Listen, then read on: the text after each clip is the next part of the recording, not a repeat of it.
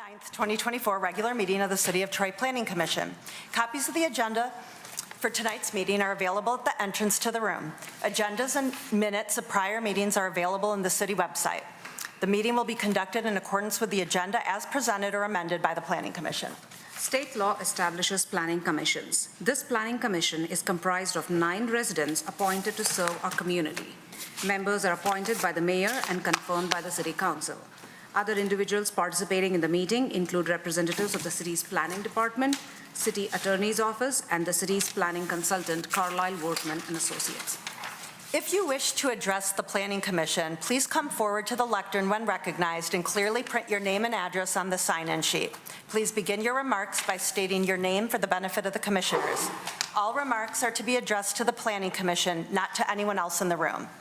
If you have a cell phone or any other device that might disrupt this meeting, please switch it either to silent mode or turn it off. At this time, I ask the Planning Commission Recording Secretary, Kathy Zarnicki, to conduct the roll call, please. Mr. Biegner? Here. Mr. Faison? Here. Mr. Fox? Here. Mr. Hudson? Here. Mr. Krent? Here. Mr. Lambert? Here. Ms. Malalahali? Here. Ms. Parakis? Here. And Mr. Tagle. Quorum present, Madam Chair. Thank you. Next is the approval of tonight's agenda. Does anyone want to make a motion? I'll move. Okay. Mr. Faison and Mr. Fox seconded. I think we're ready for the roll call. Okay, Mr. Faison? Yes. Mr. Fox? Yes. Mr. Hudson? Yes. Mr. Krent? Yes. Mr. Lambert? Yes. Ms. Malalahali? Yes. Ms. Parakis? Yes. Mr. Biegner? Yes. Motion carries. Okay, next we're going to do the approval of the minutes from the June 25th, 2024 meeting. Does anyone want to make a motion? Yep, Ms. Malalahali, seconded by Mr. Lambert. Is there any discussion, any edits? Okay, seeing none, I think we're ready for the vote. Mr. Fox? Abstain. Mr. Hudson?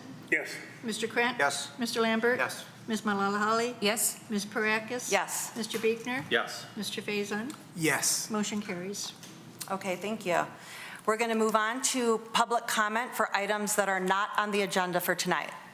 If anyone's here to talk about something that's not going to be discussed on the agenda later, please come up now. Okay, seeing no one, we're going to move on to item 5, which is the public hearing for the street vacation request, SVJPLN 2024-0002. It's the request to vacate a portion of a right-of-way approximately 30 feet wide by 263.2 feet long west of Rochester between Lovell and Hannah, abutting 801 Hannah, PIN 88-20-03-276-001, platted as part of the Clark Estate subdivision in Section 3. I think Mr. Sabanot's going to present it. Great. Thank you, Madam Chair. I'm going to start off my presentation. I think it's probably time that we had a few slides dedicated to explaining exactly what a street vacation is. I made a similar presentation to City Council the last time that we presented a street vacation request to them, and I think there's value for the Planning Commission and those watching in the audience or at home to talk about this. So what is a street vacation? So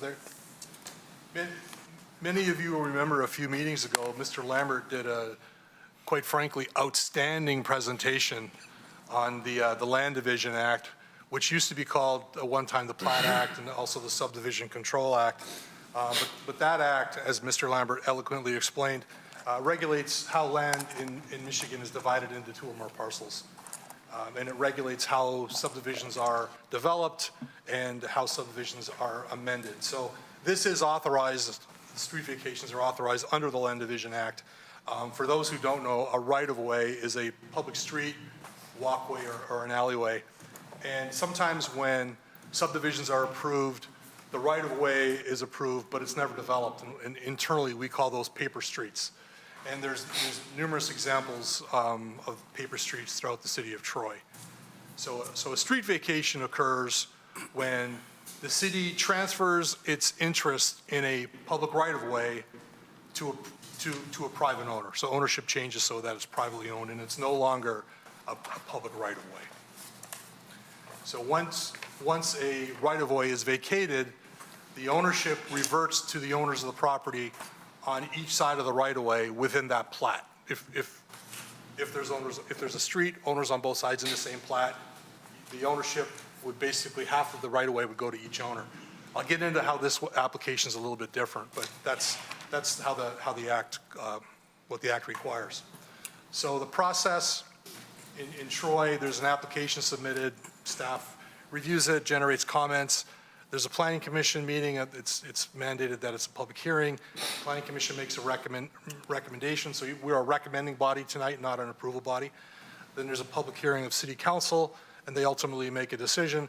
If the street is vacated, in other words, if the vacation is approved, the property is conveyed to the owners as per the law. So there's a number of issues that are to be considered in a street vacation. I'll just run through these really quickly. These are questions that are asked for every vacation. Is the land proposed for vacation currently used by the city? Does the city have a need for the right-of-way in the future? Are public or private utilities affected by the vacation? Is there a need to retain easements if it's vacated? Will the granting of the vacation have an adverse effect on surrounding property owners? Will vacation have an adverse effect on the utilization of abutting properties? And this is all these questions go towards the big question, is it in the city's best interest to keep the right-of-way or to vacate it? Ultimately, it's a city asset, and it has to be in the best interest of the city to divest themselves of this asset. So let's talk about this specific request. Is that easier to see if I do that? Okay. So you see in red, the proposed vacation is approximately 30 feet wide by 263 feet long, and it is within the Clark Estates subdivision. Here's a snippet from the original Clark Estates subdivision. I made a typo on the report. It was platted in 1953, not 1954. So I apologize to 1953 for that error. So it was platted as an easement for road purposes. 5 years later, there was a quitclaim deed that conveyed the easement to the city, and it went from an easement to a public right-of-way. And I believe the purposes of creating a public right-of-way was that the city wanted to construct an 8-inch water main within that right-of-way. Now this application, you see I'm going to use my pointer here. You see this? There's a green line, and I cover it up a little bit with the red there, but there's a green line here, and this green line signifies the differentiation between this subdivision, Bassett and Smith Flowing Spring Acre subdivision, that's a real mouthful, and Clark Estates. These are different plats. So remember I mentioned the ownership reverts to the properties next to it within the plat. There's 30 feet on the other side of this proposed vacation. It's within a different plat. So if this were to be vacated, ownership would revert to the owner because it's within the plat, Clark Estates. Make sense? I like to see nodding heads. Good. Yes. Yep. Good. Got it. So Ali Apahedian is here. He's the applicant. He presented a very thorough application, and he provided 13 reasons for the request. They're in your packet. I'm not going to read them all.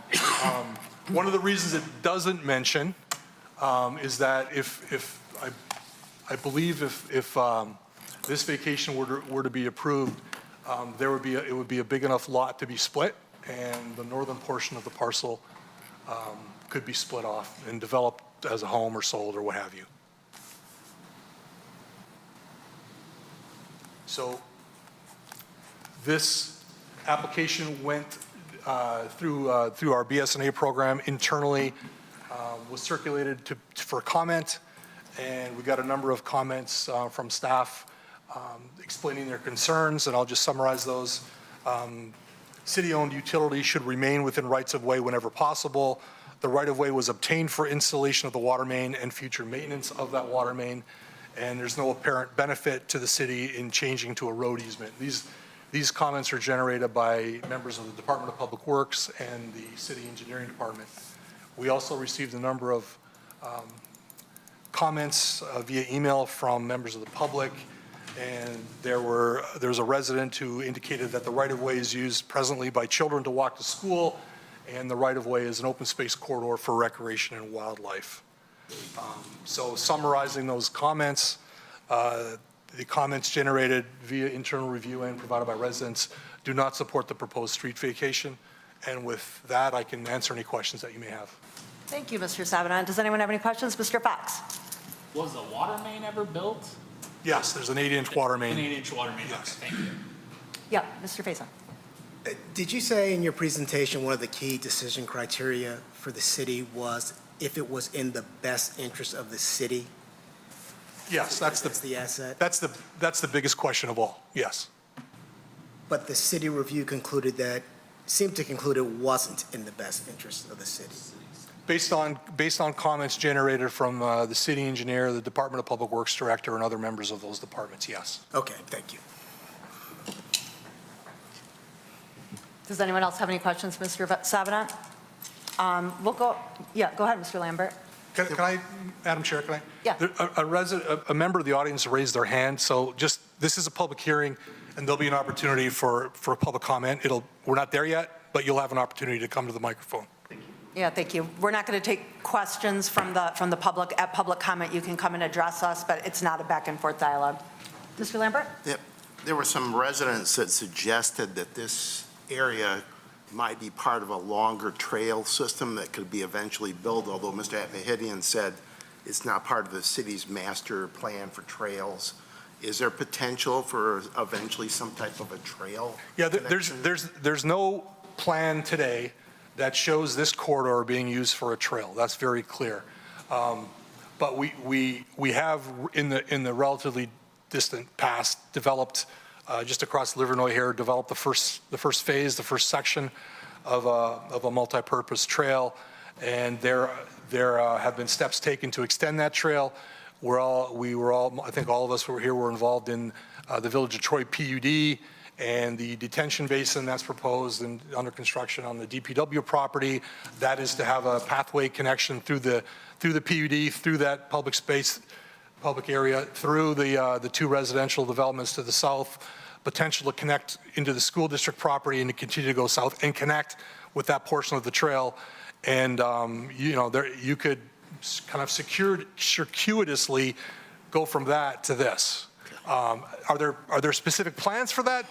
No. Is there the potential for pathways in that easement, or that right-of-way, excuse me? Yes. Okay, thank you. If there's no other questions at this time, we'll invite the applicant to come up.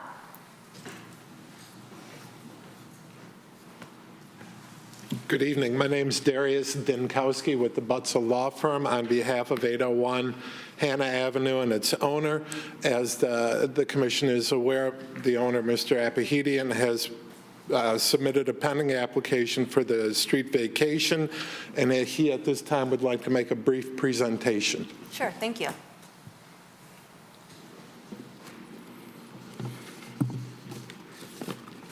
If you could just make sure you sign in. Thank you.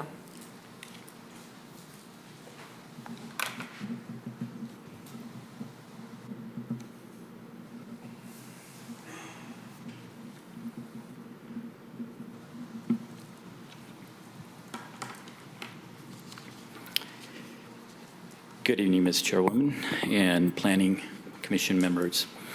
My name is Ali Apahidian. I'm the applicant for the right-of-way vacation request before you this evening. I live in Troy, and my family has lived in Troy for over 30 years. I believe the application is clear in providing the history and the facts behind this request, so I won't go into most of those details, but I would like to address some of the comments made by staff and the neighbors through their emails. But first, I'd like to present some information I compiled from combing through public records of street and alley vacations in Troy during the past 40 to 50 years. The first observation I made was that the vast majority of vacation requests that were brought before City Council were approved, with very few exceptions where they were denied. One of those denials, for example, was where an applicant requested the vacation of an actual street that provided access to other homeowners in the neighborhood. Obviously, that's a very different scenario than the request on the agenda this evening. Another observation I made was specifically for vacation requests where there was some kind of underground utility line. The overwhelming precedent set in these situations was that the city proposed and accepted a utility easement as a solution to unrestricted access for future maintenance or reconstruction in the vacated area. I'd like to first put into context some history of this subdivision. When Clark Estates was first platted back in 1953, my property was the only one out of 72 lots that had road frontage on 3 platted roads. Hannah to the south, the 25-foot wide right-of-way on the west of side from Bassett and Smith Flowing Acre subdivision, and Lovell on the north. When the original 30-foot wide easement was changed to right-of-way, the west property line of Lot 65 was moved 30 feet to the east. Today, Lot 65 still exists as a lot with 3 road frontages with a non-conforming house that has a 10-foot front yard setback instead of a 40-foot as required by the zoning ordinance. I recently spoke with the Troy Building Department regarding this nonconformity. I asked them if they would issue me a permit if I ever wanted to make any improvements on this house in the future, like an addition. They said no building permit would ever be issued unless I first obtain a variance from the ZBA for a nonconforming structure. The undue hardship of this nonconformity was created because the property line was moved 30 feet to the east. This nonconformity exists only for my property and the entire subdivision. Section 14.01 of the zoning ordinance encourages property owners to bring nonconforming structures into compliance with the zoning ordinance. There are only 2 ways to do this.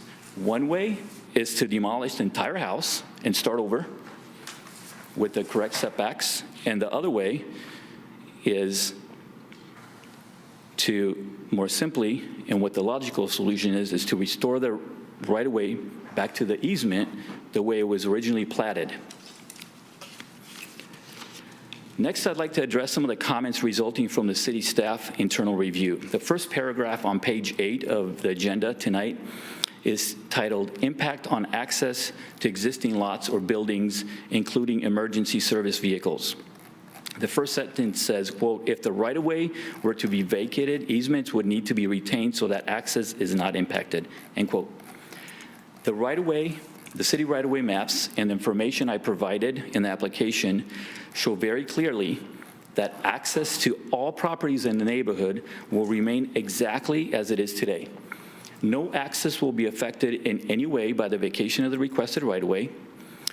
In a meeting that I had on May 13th, with the Director of Community Development, Mr. Brent Savadant, Director of Public Works, Mr. Kurt Bovenseep, and City Engineer, Mr. Scott Finlay, I specifically presented to them how access to all neighboring properties will remain exactly as it is today. Access for emergency vehicles is not affected either. As a matter of fact, in an email dated May 9, 2024, the fire department indicated that they had no concerns with the vacation requests. City staff goes on to say that, quote, there is an intact right-of-way between Lovell and Quill Creek to the south, a distance of over 1/3 of a mile. Public comments indicate that this area is used by children walking to school and for passive recreation, end quote. The information I submitted with the application shows clearly that the vacation request before you is not going to affect in any way the 1/3 of a mile of right-of-way being referenced here. Anyone using that right-of-way today can continue to do so even after this area is vacated. City staff goes on to say that, quote, vacating this portion of right-of-way could have the effect of encouraging more vacation requests, end quote. This commission has a solid track record of reviewing applications based on the facts and not on speculation of what could or might happen in a year or 10 years from today. I couldn't find one single vacation application submitted in the last 30 years where the applicant was denied based on the argument that it might cause another applicant to request the same thing in the future. A developer of an apartment complex, for example, isn't denied approval simply because there might be a different developer that might propose a different project 5 years from now. Troy GIS maps clearly show that all properties in the Clark Estate subdivision, except mine, that are platted with the 30-foot easement still have that easement today. These property owners have no need to request the same easement I'm requesting today. They already have their easement. It's been there, and I want to make sure that there's no confusion about which right-of-way I'm referring to.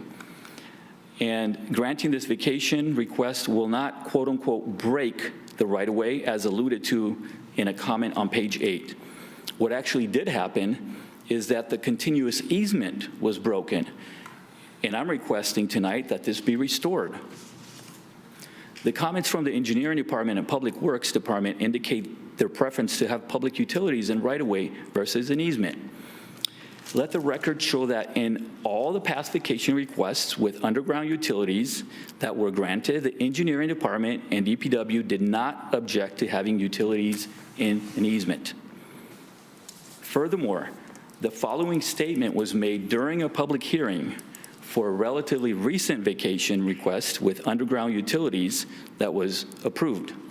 Quote, "When they're circulated, the vacation applications, the DPW always seems to say we're fully in support of it because it's less that they have to maintain and be involved with. If a tree falls, we have to go help take care of the tree out. So it's easier on the city," end quote. This statement was made by Director Savadant at a public hearing that I personally was present at. Arbitrarily objecting to this request without any substantive factual basis is very out of the norm. There are thousands of utility easements throughout the city that have been reviewed and or approved over the years, either by the Engineering Department or DPW. Another reason by the Engineering and DPW departments for objecting to this vacation is that they see no benefit. My question to them when I met with the city, when I met with them at City Hall back on May 13th was, why hasn't this objection been raised by the department when approving so many other vacations in the past, in the recent past, actually? What was the benefit of approving a vacation for a developer of a 3-story apartment complex on Livernois? What was the benefit of a vacation for a developer of a new Kroger gas station just last year? That was never raised at that meeting. The questions that were posted up here were never posted at those vacation meetings.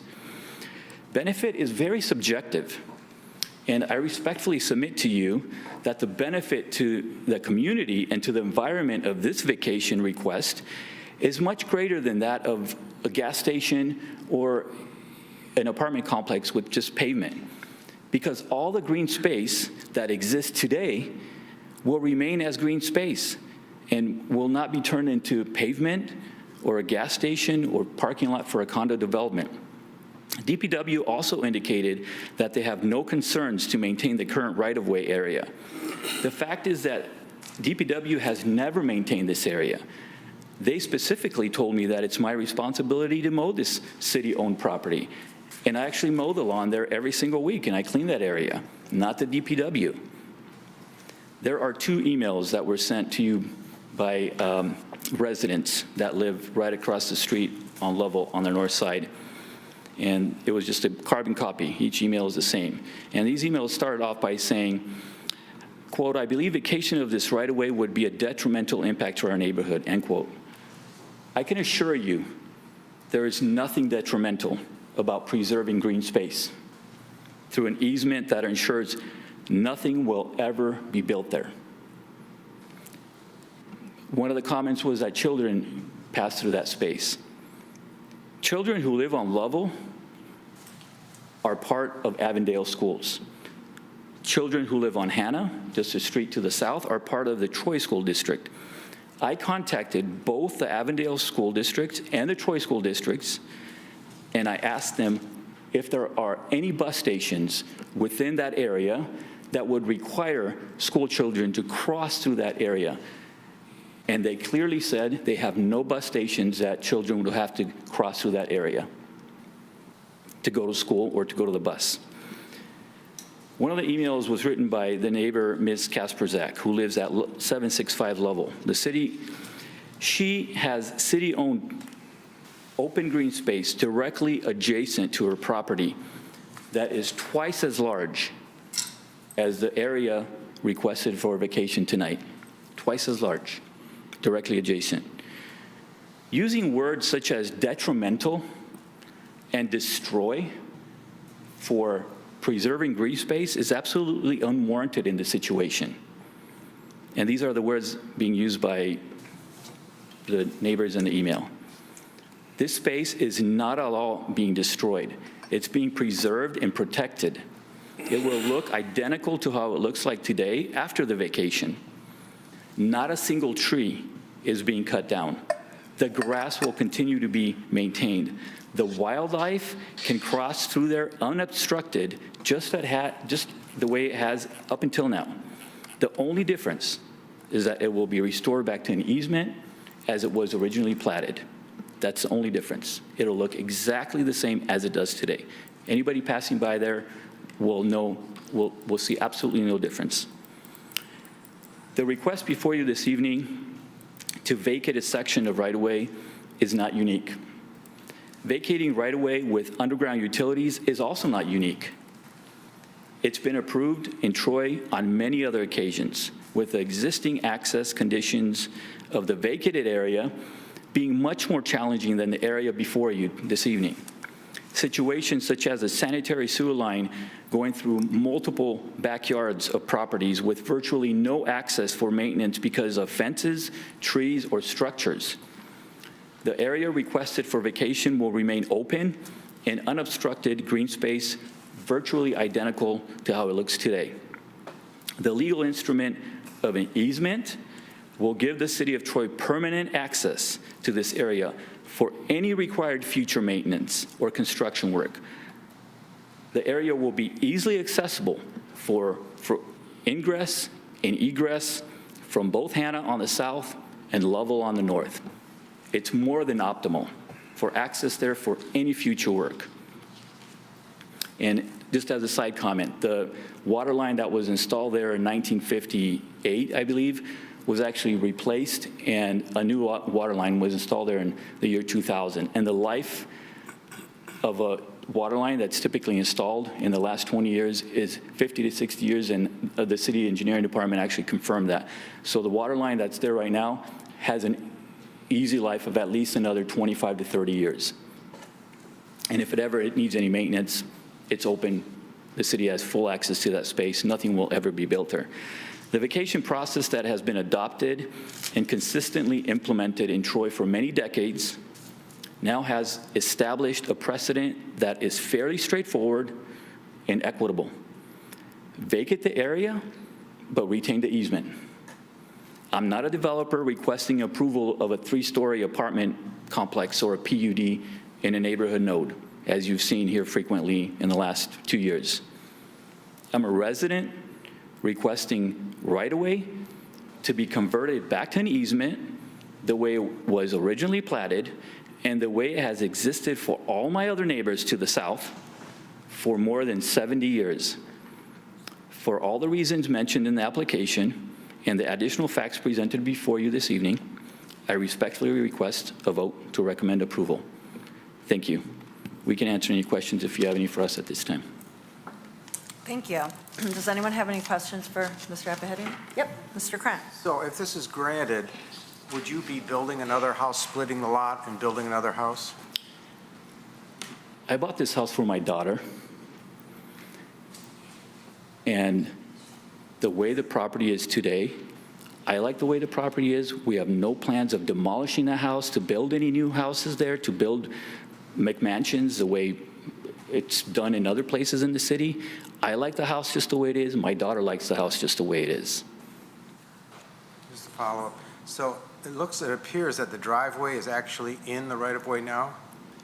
Yes, that's correct. And I'm glad you bring up this point. I didn't want to put it in my notes here because I didn't want to take more time, but I would like to address that. That's an extremely rare situation in the city of Troy. There are probably 2 or 3 other situations where my entire driveway, literally, not just by the road, the entire driveway up to the garage door is in city right-of-way. And the driveway is actually gravel. It's never been paved because of all the challenges and all the difficulties of paving a driveway, a full driveway, not just an approach on city property. So that's an extremely unique situation that was actually made by moving the property line 30 feet, because if it would have been an easement, just like my other neighbors, if you look at the houses to the south, and not 802, but a little bit further down, exactly where this easement goes, they actually have paved driveways in that 30-foot easement, where it used to be a 30-foot easement, and now I don't have an easement. So my driveway is entirely in that. And I brought this up with the directors when I had the meeting with them about liability. What happens, because I have individuals on the property, somebody's mowing the property, somebody gets injured, somebody that comes and visits the property and they get injured in the driveway that's on city property. And what this would do is revert it back to an easement. This actually eliminates the liability on the city. It removes the liability of any kind of potential liability, and it puts it back on me as a homeowner, because then the driveway would actually be on private property and not on city property. So there's that whole other issue of liability just because of how the driveway is. Yep, Ms. Malala Holly? Thank you for your presentation and for walking us through the history of this, this area being considered today. I understand about the driveway, but I do have a question about what is the intent and the purpose behind asking for this request before us today, the vacation request. What is the, if you're not splitting the lot, what is your basic interest? The intent of not splitting, the intent of the request to vacate that right-of-way is similar to the intent of other right-of-way street vacations or alley requests. The intent varies from applicant to applicant. In my situation, the intent was outlined, the reasons for the request were outlined in the 13 items brought there. And I can respond to that question putting it as simply as that right-of-way has been there for 70 years, and the same way with other right-of-ways that have been in the city for 100 years. And what the city does is the city actually has the process of allowing a property owner to request vacation of that right-of-way that's adjacent to the property. And that's been done over and over. So in other situations, the intent was to build apartments, the intent was to build a gas station, the intent was, so in the vast majority of the vacations, it's by developers who actually intend to completely remove green space and replace it with blacktop in buildings and gas stations. In my case, the intent is to keep that space open, to keep a green space. I'm never going to build anything on it, never a garage, never another structure, never a shed. It's going to remain exactly as it is. So then why request a vacation request when everything is going to remain as is, as it stands today? It will remain tomorrow if you do get the approval from the city council. Because the request, I'm requesting a vacation request because as a property owner, it's my right, just like the property owners for other vacation requests. Right. The gas station that you are referencing, which was a recent street vacation request that we did, had no utilities, had no public right-of-way or nobody traversing on that path. Even if it is two individuals using that space, it was almost like a road to nowhere. There was nothing underneath the ground, there was nothing above the ground. Here we have above the ground and underneath the ground. I do not know the population that traverses that path, so I'm not going to comment on that, but I do have that as a reference point in the letters that were sent to us. Aside from the driveway point, I still don't see, and logically speaking, this is just one stretch of the long, what is it, 1/3 mile long area that we're talking about No, here? actually, that's not correct. This is not part of that 1/3 mile. This is not part of that. The 1/3 mile is directly to the west. There's a totally different right-of-way. That's why I just want to make sure there isn't confusion about right-of-ways. The 1/3 mile that is referenced in the agenda packet is not this. It's a totally different right-of-way.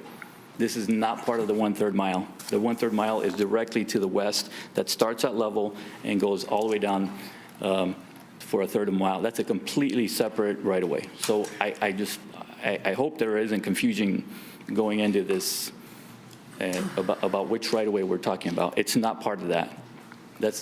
If this is vacated, that 1/3 mile that is directly to the west of that red box, that will continue, that will be a straight path that is a 20-foot, 25-foot right-of-way that is today city property that can be a future trail at any time in the future because the trail only needs 14 feet wide.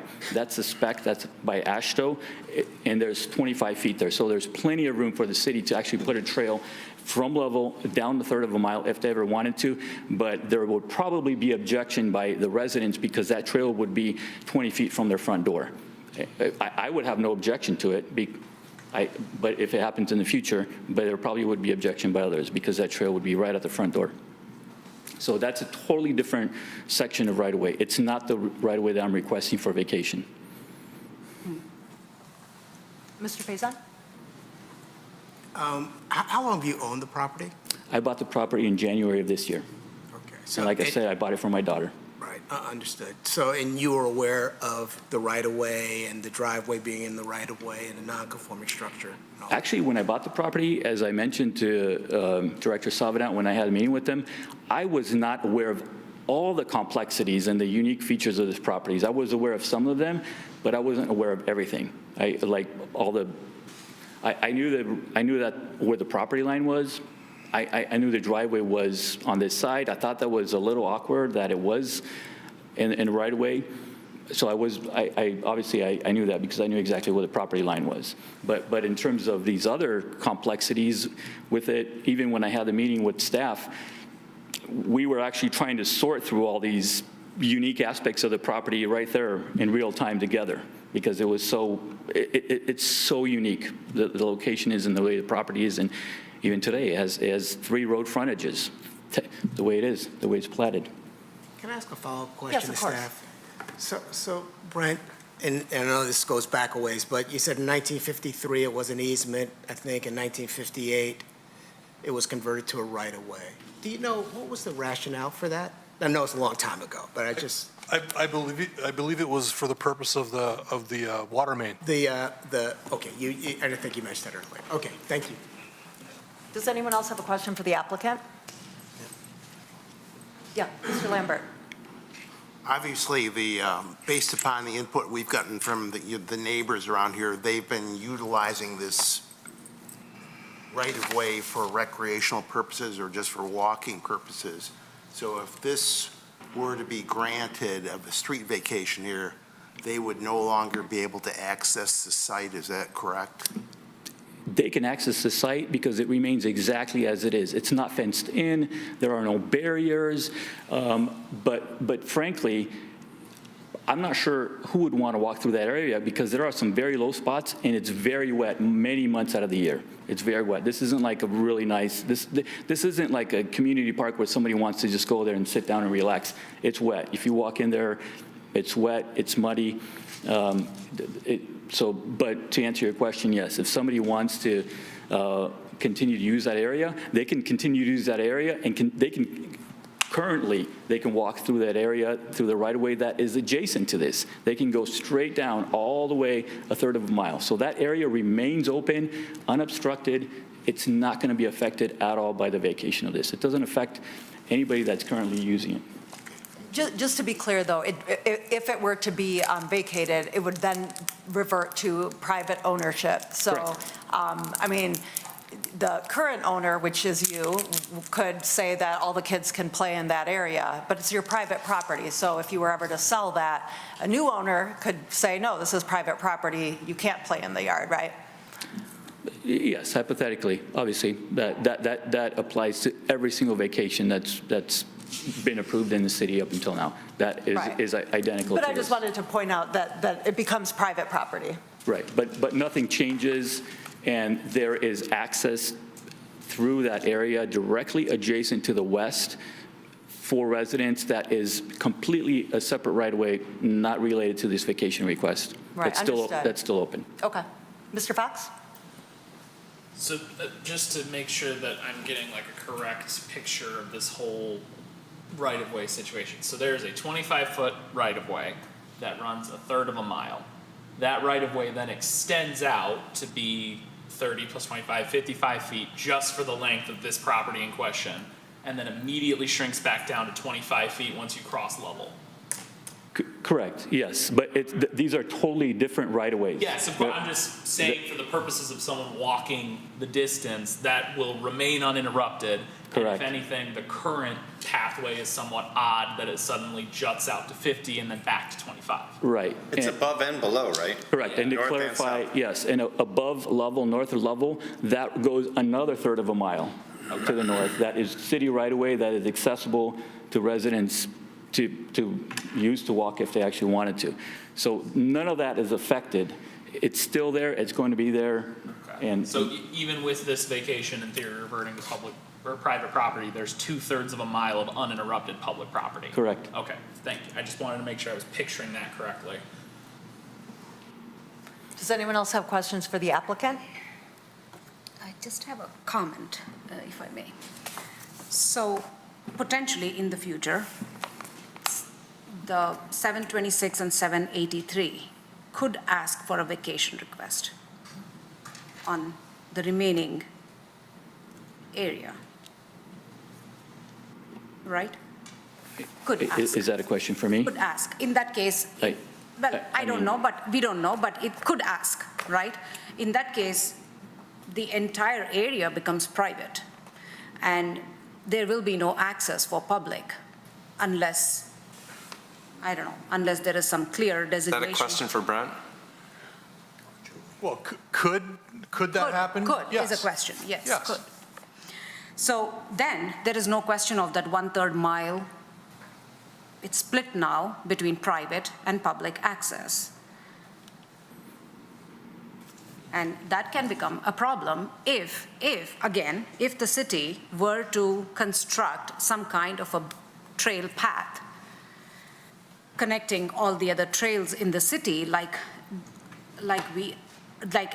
the city has been thinking, then this could be an issue for the future. So if I may, to answer your question, that right-of-way that you're referencing, right there next to 726, that right-of-way has been there for 101 years.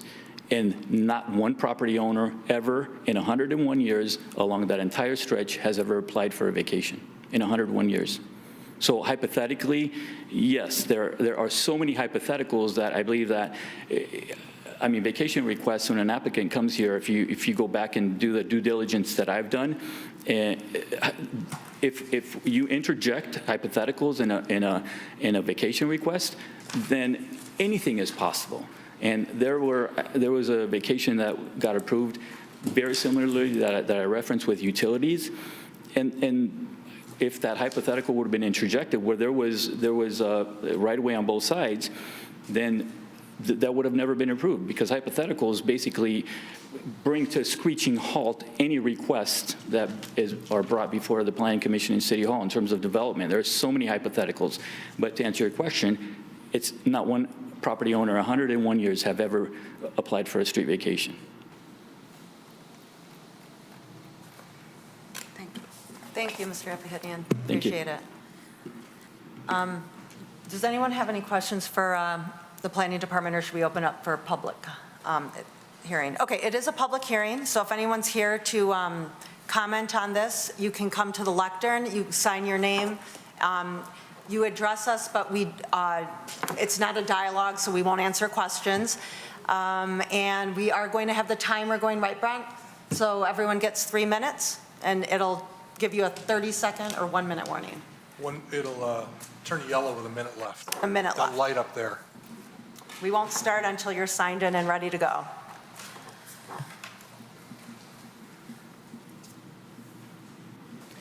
Hello. I wasn't planning on speaking today. I just kind of came to see what was going on, and I just had to address a few issues that came up. The applicant is not a developer. He's a landlord. That house is a rental. He recently bought another property on Marengo, a small house on a large lot like this. He split it and sold off half the lot. He didn't address when you were asking about splitting the lot. He avoided that. It stands to reason to me, and I can't say it's going to happen, but it happened on Marengo. This is a rental. It's being rented out, And to me, if he says nothing's going to change, why do you need to have it? Because he needs a square footage to split the lot. That Hannah's a dead-end street, Dieta is a dead-end street. That is used a lot to avoid the traffic on Lovell and the traffic on Rochester Road, to cut into those neighborhoods to get off the streets. The speeders on Lovell is ridiculous. And even if you give it to them, it's not so much that half. The other half would be usable, except it is heavily wooded. You cannot walk on it at all. And I believe, and I shouldn't have an opinion, but because it is a rental, and he's done it on Marengo, that lot is going to be split, because then he will have the square footage to have two lots there. And he talks about conformity. If you look at 801, 821, 841, 861, 881, they're all the same. So if he sells the back half of his, that changes the whole street. And that is his business, except you can't walk through that easement because of how heavily wooded it is. And I feel like he's telling half-truths on a lot of things. That's it. Thank you. Would anyone else like to speak? Come on up to the lectern.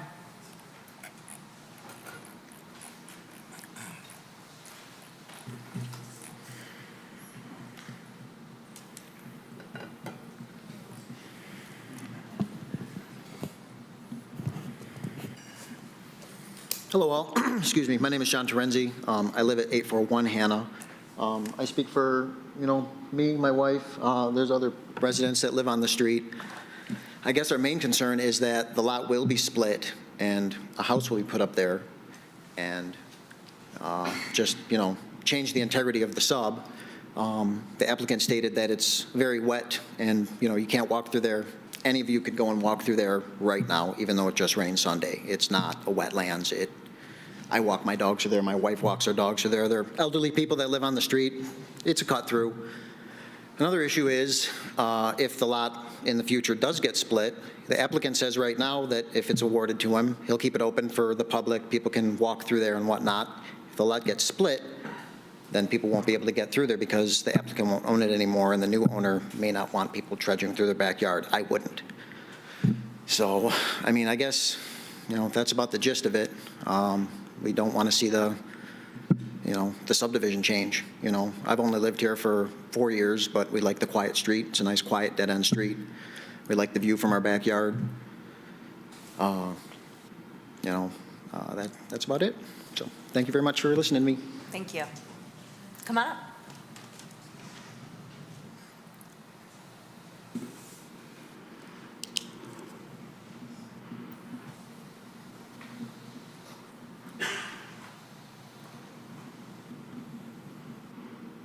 I just wanted to basically say pretty much what John said. In my opinion, I think he wants the extra square footage so that he can split just because of the property on Marengo. But I'm a little confused because he said he bought the property for his daughter, but when it got sold, a for rent sign went up pretty quick, so I'm guessing it wasn't for his daughter. Now, I could be wrong. I don't know. But my main concern is I'm at 801 or I'm at 821, sorry. And my main concern is him splitting the lot once he gets the extra footage. And then he says he's not going to put anything there, but he could very well easily sell it to somebody that could put something there, a house or, and that's what my main concern is, as a lot of the other residents. That's all. Thank you for listening. Thank you. Come on up.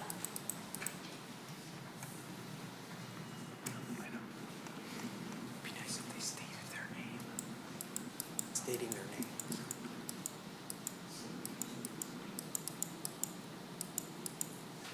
All right, hello, my name is Stephen Douglas Wright. I do not believe that I'm presently a resident of Michigan, but I grew up at 726 Lovell. My parents are the owners. While I understand and appreciate the thoroughness of the applicant's case, just having attended this hearing, I'm a little bit concerned because my understanding is that neither of my parents, the owners of 726 Lovell, have been consulted. We haven't had much time to consider the facts. So I don't know how quickly things would move forward, but I believe that it would be within their best interest to have some time to consider how this may affect them and their property. Thank you. Thank you.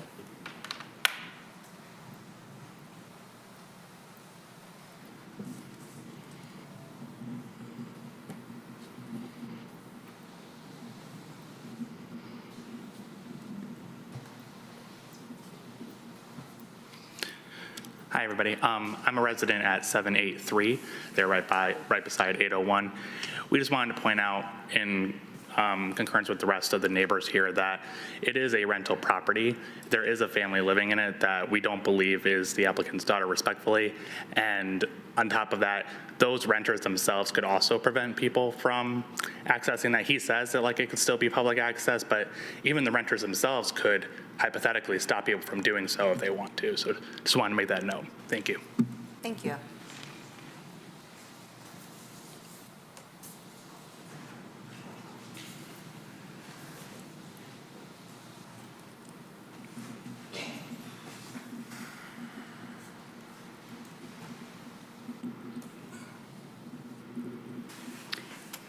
I'm Donna Partlow. I am the owner of 783 Hannah. I just wanted to point out, he had mentioned that the school districts is Troy School Districts in Avondale. My home and 782 are both Avondale school districts. So there are potentially in the future children that may reside in these homes that will be going to Avondale schools. The rest of Hannah Avenue are Troy, but 783 and 782 are both Avondale schools. Thank you. Is anyone else here like to speak on this issue? Well, let me close the public hearing first. Okay, so I'm going to officially close the public hearing. I just wanted to, I don't know if this is why you were standing up, but I just wanted to clarify from what I understood, you bought the property from your daughter, not for your daughter. That's what I heard, so I don't know if the facts were different, but I had a question, two questions really. The first one was regarding the neighbor who said they were unaware. This was a public hearing. Was there a sign posted on the, did we need to do that? There was a public note, there was mailed notice that went out to every property owner within 300 feet. Okay. And I think there's a placard out, there was a placard out there as well, yeah. Okay. And then the other question that I just had was, when people buy homes, I believe all the encumbrances and if there was a right-of-way on their property, that would come out during the sale of a home. Isn't that standard? I mean, I don't know. Based on my experience of going through the mortgage process, you sign a lot of documents, including, title work that shows easements, rights-of-way, things like that. Right. So it's part of the basic title process, right? And there are two quitclaim deeds Yeah, associated right. with the property. So, Right, okay. And they're recorded. Yep, okay. Okay, Mr. Fox. I guess I have a question for Ms. Dufresne real quick. Ms. Dufresne, is there anything legally preventing 801 from being a rental property, 801 Hannah? Not that I'm aware of. So for the purposes of this application, whether or not there are renters living at 801 is irrelevant, is that correct? Relevance or not, I mean, Sure, relevance is all relative, but I don't know of guess- anything, I don't know any deed restrictions, I don't know of any city ordinance. I guess I just want to state, for the purposes of making this decision, whether or not there are renters living in 801 is not necessarily relevant to deciding the status of the right-of-way versus an easement. Thank you. Yeah, Mr. Beaker. I was actually going to ask Ms. Dufresne as well, since she's our legal expert, but more along the lines of, and I forget the wording, but we're supposed to do what's best for the city. And that's, I think someone said that's kind of hard to figure out. I'm still trying to figure that out. I'd love your legal advice to this council. Well, Mr. Beaker, I don't get a vote. And we're not asking you for a vote, but No, I what's know. the legal ramification? I don't care about the renter thing, but what, is he legally allowed to get the vacation Was it best for the residents to, Well, I think Mr. Savinan's presentation had sort of some of the factors that this board is supposed to, this commission is supposed to consider. One of the overriding concern is what's in the best interest of the city. So what does in the best interest of the city mean? So we have a water main, for sure, that's going through here. Is it in the best interest of the city to vacate a right-of-way where we have a known piece of infrastructure going through that? We have opinion from DPW and engineering that suggests that may not be in the best interest. Obviously, Mr. Epihidian has an alternative solution, and that is to retain an easement, which sounds like he's done his research, and that's been done in other cases. But everything is looked at on a case-by-case basis here. This one, I actually looked at the water main today, and it's unusual because it comes up on the left-hand side, on the whatever, the bittersweet flowing, whatever the subdivision is, and then it juts over to the right on Hannah, and then comes up on the side that's on Mr. Epihidian. So at some point, maybe in 1958, or when it was originally built, or perhaps, I'm sorry, it was built in 76, I think, a decision was made to make it go up that side of the right-of-way, and no one knows no one has the institutional knowledge, the historic reason why. And then Mr. Epihidian pointed out, it looks like it was replaced in 2001, and it maintained that jut, if you will. So I don't know. I'm dancing around your question, Mr. Buechner, because really, it's what's in the best interest of the city. That's what you this board is supposed to consider. City council will consider it based on all of the factors that have been presented here tonight. Thank you. Yep. All right. Any other discussion? Yep, Mr. Epihidian? Yeah, go ahead, come on up. I just wanted to address the issues that were brought up by the neighbors, because I think it's important to separate fact from hyperbole and from emotion here. I think that's always important.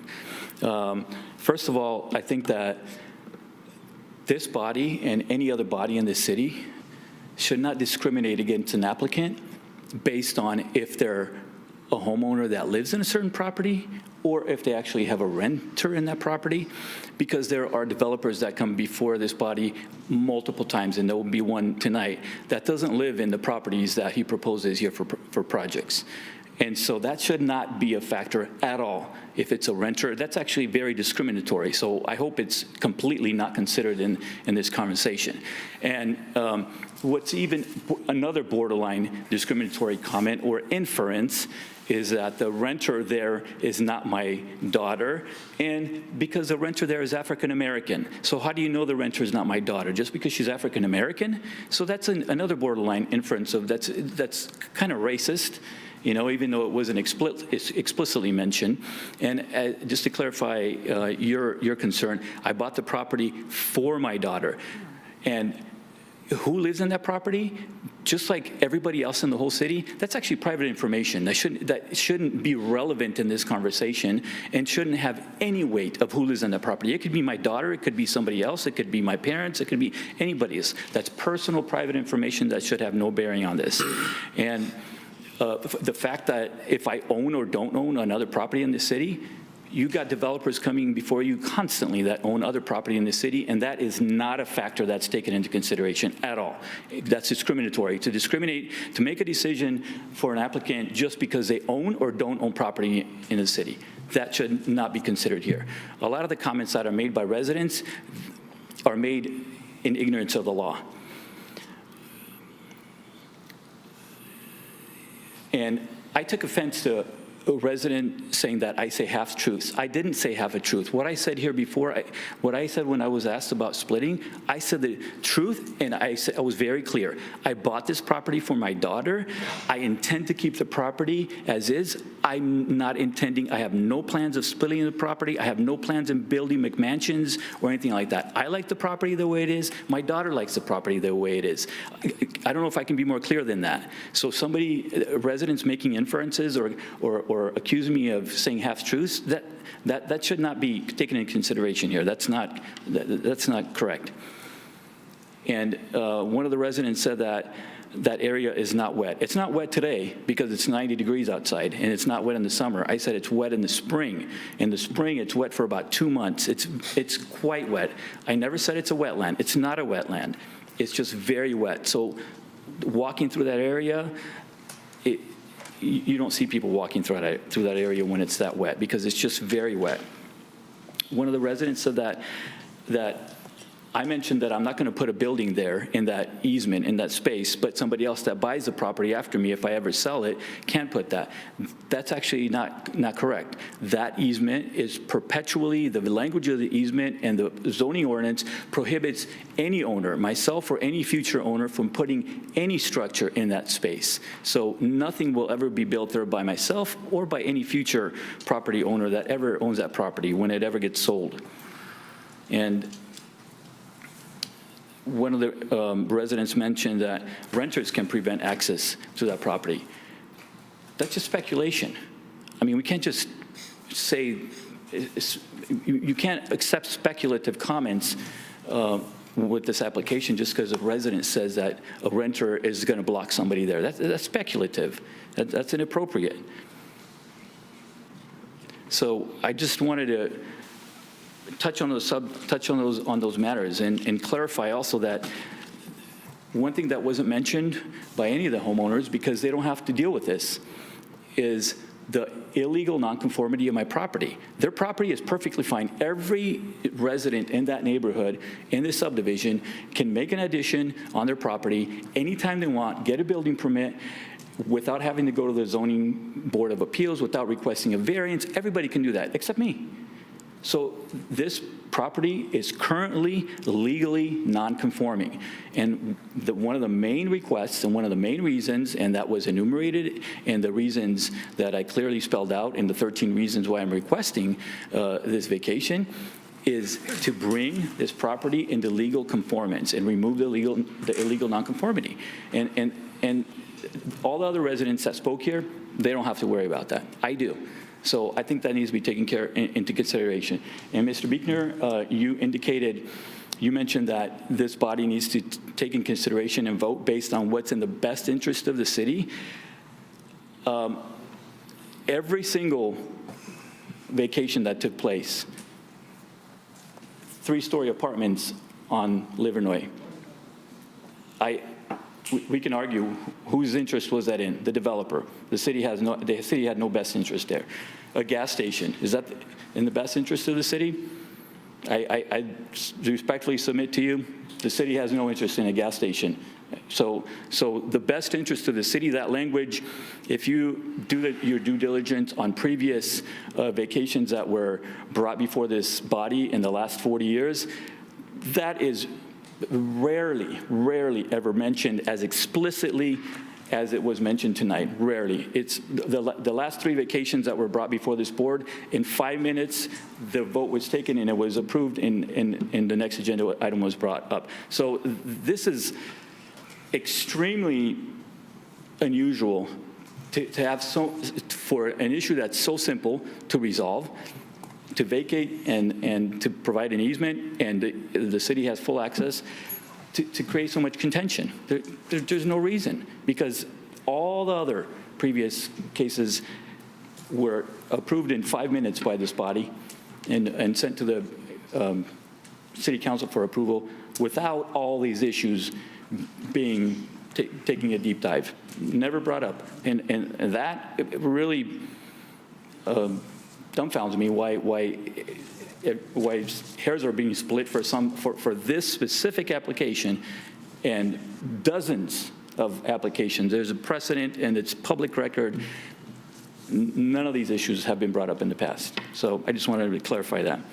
Thank you, Mr. Apahedian. And I want to apologize that I misunderstood the facts about who it was, that you bought it for your daughter. And I appreciate you explaining that. And I appreciate all the other comments that were made of things that we should and should not be considering. I think those were fair points.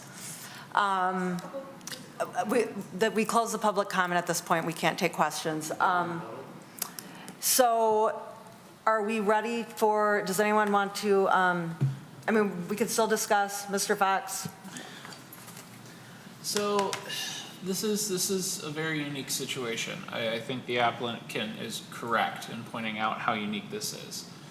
And I think regarding the question of what is in the best interest of the city, I think back on our previous alleyway vacations, and I do see merit to the idea that we have made decisions based on what's best for the property owner in the past. I think what is unique about this case is that we have a property owner who can't pave their driveway, would have to visit the ZBA to make any amendments to their house, which I'm on the ZBA. We love seeing people on the ZBA, but not necessarily if it can be avoided. And to me, it's uninterrupted 2/3 of a mile right-of-way is maintained if this is vacated. So I just don't see a lot of worlds where,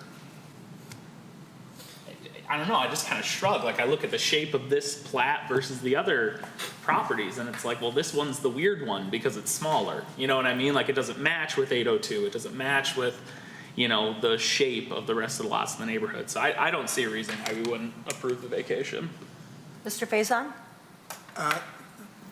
I was concerned about the irregular shape of it as well, but Mr. Frame made the point that the pipe runs west of his property, or it's in the western right-of-way before it gets to his property. Then it runs west and adjacent to his property. So that's I think, a fundamental difference.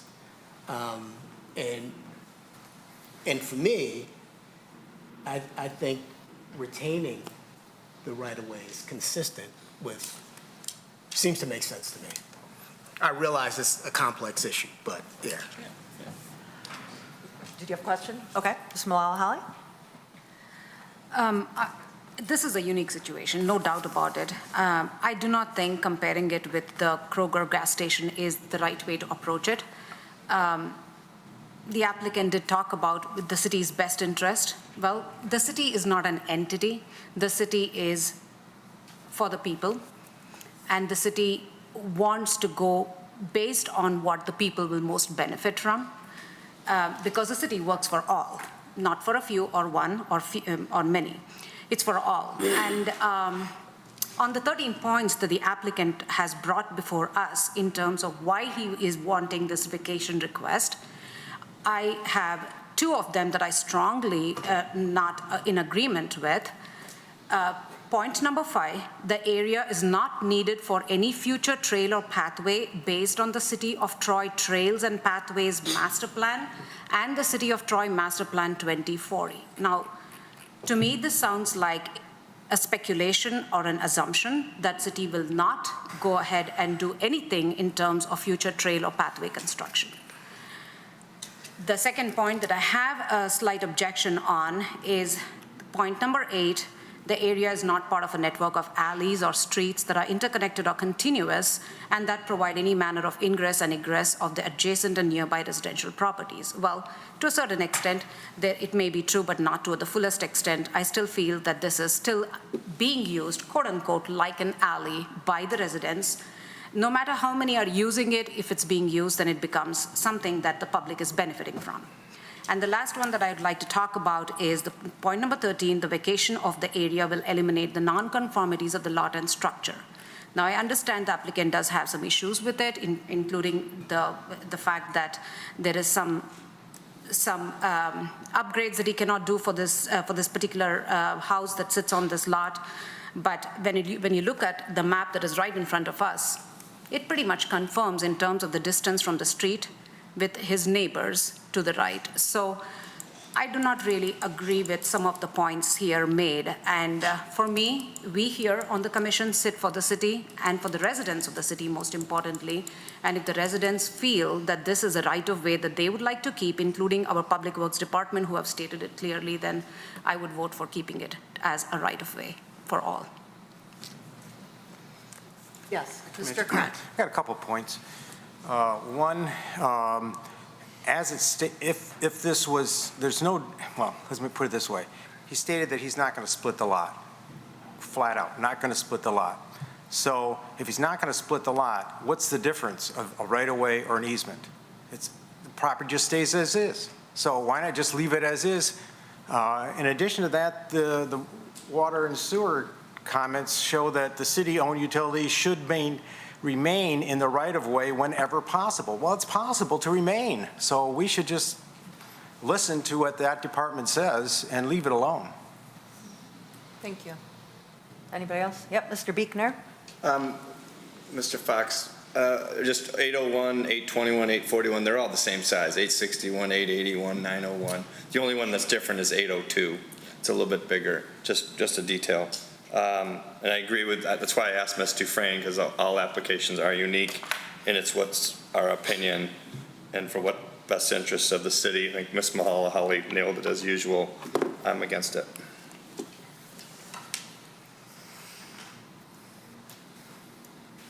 Does anyone want to propose a resolution? I could.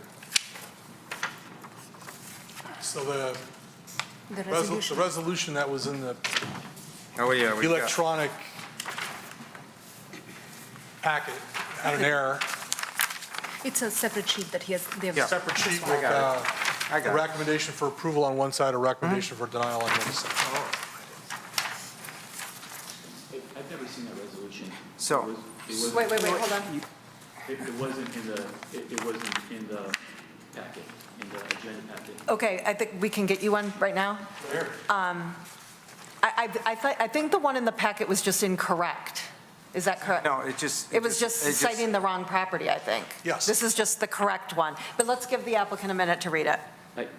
I would request that I review this with my attorney before any kind of resolution is voted on, so I'm requesting Chair, to table this resolution because I need to review this with my attorney. Okay. I think- There's no yeah. requirement, either through state enabling legislation or the zoning ordinance, that a draft potential resolution be provided prior to any meeting. Okay. It's done as a courtesy. The resolution that was provided was done as a courtesy. The resolution was, we basically inserted the incorrect resolution. It has no bearing on the report. It has no bearing on the findings of fact. It is proposed as a courtesy to assist the Planning Commission. Okay. Thank you very much. To request to table this, my attorney and I would like to request to table this. Yeah, we're going to proceed with the, this is a, yeah, I mean, it's not a, I mean, does Ms. Dufresne want to add anything, or? I mean, we're just going to proceed with the. You control the meeting, Madam Chair. Yeah, okay. We're going to go ahead and, just for everyone in the audience, we received a packet earlier to review, and a completely wrong resolution was put in on a different property. It was a mistake, and we were notified that we would receive the correct one, which is basically the facts that we've already discussed here tonight. So we're going to go ahead and have Mr. Krent propose a resolution. Sure. Resolved that the Planning Commission hereby recommends to the City Council that the street vacation request to vacate an unconstructed portion of right-of-way approximately 30 feet wide by 263.2 feet long, abutting 801 Hannah, platted as an easement as part of Clark Estate subdivision in Section 3, be denied for the following reasons. The reason is the city water and sewer department says that if possible, not to change a right-of-way into an easement when there's utilities involved. So that's my reason. Does anyone want to second that? Go ahead. Okay. There were. There were five more. Yeah, but- Well, I could read the 5 things that are. Let's read it into the record. All right, If sure. it's part of your resolution, it's your resolution. My resolution, sure. Vacating the right-of-way offers no benefit to the city. Utilities within the rights-of-way is preferred over easements. Right-of-way was acquired specifically for construction of water main. Utilities should remain within rights-of-way when possible. It's in the city's best interest to retain intact right-of-way between Lovell and Quail Creek. I second You're that. seconding. Oh, it's Mr. Quill Creek? So Mr. Buechner is seconding that. Okay. Any discussion? Yes, Mr. Lambert. Just the status of the Home 801 to me doesn't matter whether it's a rental or not. It just comes down to me, the argument being made by city staff saying that there was a definite benefit to maintaining the right-of-way here. And we haven't had that many street vacation requests, but the ones we've dealt with, the city staff has never objected to any of them. This is the first one that I've seen serving on planning commission where city staff's objected, so that's why I'm supporting the resolution. Thank you, Mr. Lambert. Anyone else? All right, I think we're ready for the vote. Mr. Hudson? I've been agonizing over this because I know Mr. Ophidian, and he's a truthful man and does his homework. But he did say that he would never interfere with anyone walking, entering, or using that land. That's an unsupported premise. I mean, not legally enforceable. And as much as I would like to vote for him, I cannot. And I vote for the resolution. To clarify for me, that's a yes for the denial, Mr. Hudson? Yes. Thank you. Mr. Krent? Yes. Mr. Lambert? Yes. Ms. Malalahali? Yes. Ms. Parakis? Yes. Mr. Biekner? Yes. Mr. Faison? Yes. Mr. Fox? No. Motion carries. Thank you.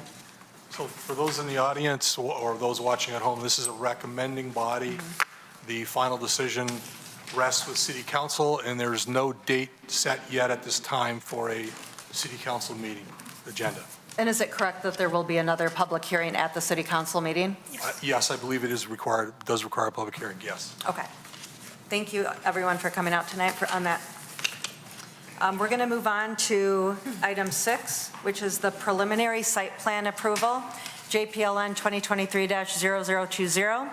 Propose the Rookery of Troy mixed-use development west of DeQuinder, south of Long Lake, parcels 88-20-13-228-003 and 88-20-13-228-015. Section 13, currently zoned Neighborhood Node J District. And I think Mr. Carlisle is going to present this. Yes, thank you, and good evening to the Planning Commission and to the applicant and to the public. As the chair alluded, tonight we are here to consider proposed mixed-use development. The site is located south of Long Lake on the west side of DeQuinder. The site is approximately 6 acres of undeveloped land. As I noted, it fronts on DeQuinder, just south of Long Lake. The applicant proposes a mixed-use development where the commercial portion would be adjacent to DeQuinder, and the residential portion of the development would be in the rear of the site. You'll note that I have outlined a portion of the site in yellow. That's noted as future commercial. We've been talking to the applicant about what the future use of that would be. At this point, it's been undecided. It's shown on your plan as part of the site plan, but it's not under consideration tonight.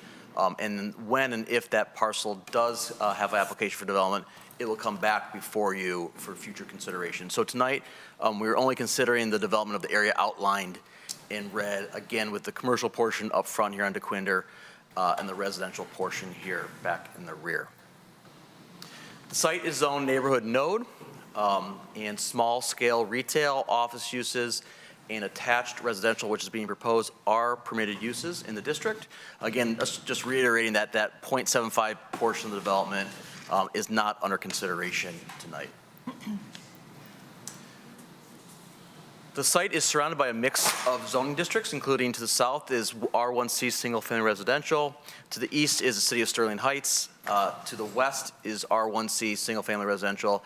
And to the north is neighborhood node. This is the southernmost portion of this neighborhood node. And again, the purpose of these nodes, these sections of the nodes are to serve as transitions between the single-family to the south and the more intense commercial development to the north. So we spent a lot of time as a planning commission discussing the master plan about the intent of these nodes are, and specifically these nodes that are kind of the abutting transitional portions of the node. And again, these are intended to serve as those transitional uses for adjacent parcels. The proposed layout is located in front of you. As noted, there's a approximately 7,000 square foot retail building located here on DeQuinder. The uses of that retail building are undetermined, but as I understand, it's supposed to be a mix of retail or potentially office uses. In the rear behind the retail is 23 attached single-family condominiums. They are grouped in clusters of 2 to 4 units, building unit clusters.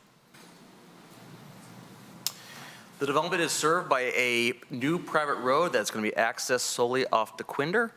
In addition, we do note that there is a pedestrian and EVA connection here at Holland Drive to the existing single-family residential. There is no vehicular connection, simply a pedestrian connection. So all access to the 23 units, as well as the retail, will be off this private road off DeQuinder. We do note that we did work hard with the applicant to provide some connectivity with pedestrian access. And they are providing a 5-foot wide sidewalk adjacent to the entire residential portion of the development, and then it fully connects to the existing sidewalk on DeQuinder. I'm going to kind of break the remaining portions into the commercial site plan and the residential site plan. Holistically, this is a mixed-use development, so we look at it holistically, but in terms of certain elements of the site plan, I want to focus on the commercial and then focus on the residential. Again, as noted, the general use is general retail. It does comply with regards to the building form requirements in the neighborhood node. The only relief being requested is they are asking for an 18-foot build-to line placement. The ordinance requires 10 foot, so the 8.5 foot deviation, again, that's within the purview of the Planning Commission to consider. We have no concerns about that 8-foot deviation. We do note that they are providing 28 parking spaces. This does comply with the ordinance requirements. And all the parking is, as you noted, is either to the rear or to the side of the building. So that, again, that complies with the form-based district requirements as well. The applicant, one of the things we spent a lot of time looking at with regards to commercial developments is the buffering and relationship between the commercial development and adjacent uses, specifically adjacent residential. As noted, this southern end is single-family residential. The applicant is proposing to construct a wall to buffer the commercial from the residential. The details of the wall, the height, material, those types of information was not provided in the review, so we are asking for that to be included in a future submittal. In addition, to separate the commercial with their proposed new residential, they are proposing a berm with a significant landscape in addition on top of the berm. One of the things that we did note in review was the proposed location of the dumpster. In previous reviews to this, we did note that the dumpster was located more internally to the parking lot. It was moved in the more recent development reviews we've done. Our concern is the proximity next to the residential properties. We do note there is a wall, but again, the details of the wall haven't been provided. And so we are requesting that they reconsider the location to a less impactful location to the residential than what's being proposed. Similar to screening and dumpster, we also look at light impact for these types of development. We do note that they are proposing 3 pole lights, 24 canopy lights, and 13 wall sconces. They do meet the requirements in terms of photometric calculations, but we do have a concern specifically of this particular pole light. Again, it's adjacent to the single-family residential. Again, I'll note the wall was indicated. I don't know how tall the wall is, and the height of the proposed pole was not indicated. So we are asking that the applicant consider relocating this pole itself and reducing all pole heights to 14 feet is kind of the general standard that we use with commercial developments adjacent to residential. So a pole height no taller than 14 feet is what we are recommending. The applicant is proposing a pretty handsome building with regards to what's being proposed. It includes a mix of brick, stone, a metal roof. However, we do note the white portion is indicated as EIFS. It's a significant amount of EIFS. It's more than what we would typically deem as an accent material. We've raised that question and concern with the applicant. They have provided information as to why they believe EIFS is a sufficient material. Again, we think that should be a point of discussion with the Planning Commission tonight, if you would permit that much EIFS. Moving on to the residential portion of the site plan. Again, we know it's 23 attached single-family homes, again in clusters of 2 to 4 units. The site access and circulation has been approved by both the engineering departments and the fire departments. It does give them the proper access and circulation that they need. One of the issues that's come up was the issue of height. In the neighborhood node districts, when you're adjacent to single-family residential, the height of the structures can be no more than 30 feet or 2.5 stories. We measure height in this district to the peak of the roof. It's different in the neighborhood nodes than any other district we measure height. The applicant has indicated height at 22 feet to the midpoint. I scaled it off. It's less than 30 feet, it's less than that requirement, but we are asking the applicant to confirm that it's less than 30 feet in a dimension line. But again, we don't think that the height exceeds the maximum, but we do want them to clarify that in a future elevation submission. You'll note we spent a lot of time with regards to layout, sidewalk location, and building location in relation. We note that there are a number of driveways that are 20 feet in length. So essentially from the tip of the sidewalk to the front of the garage is 20 feet. We took the most popular vehicle in America, which happens to be an F-150. An F-150 varies from 17.5 feet to 20 feet in length. So if you get your even smaller F-150, you're either parking basically touching your garage door.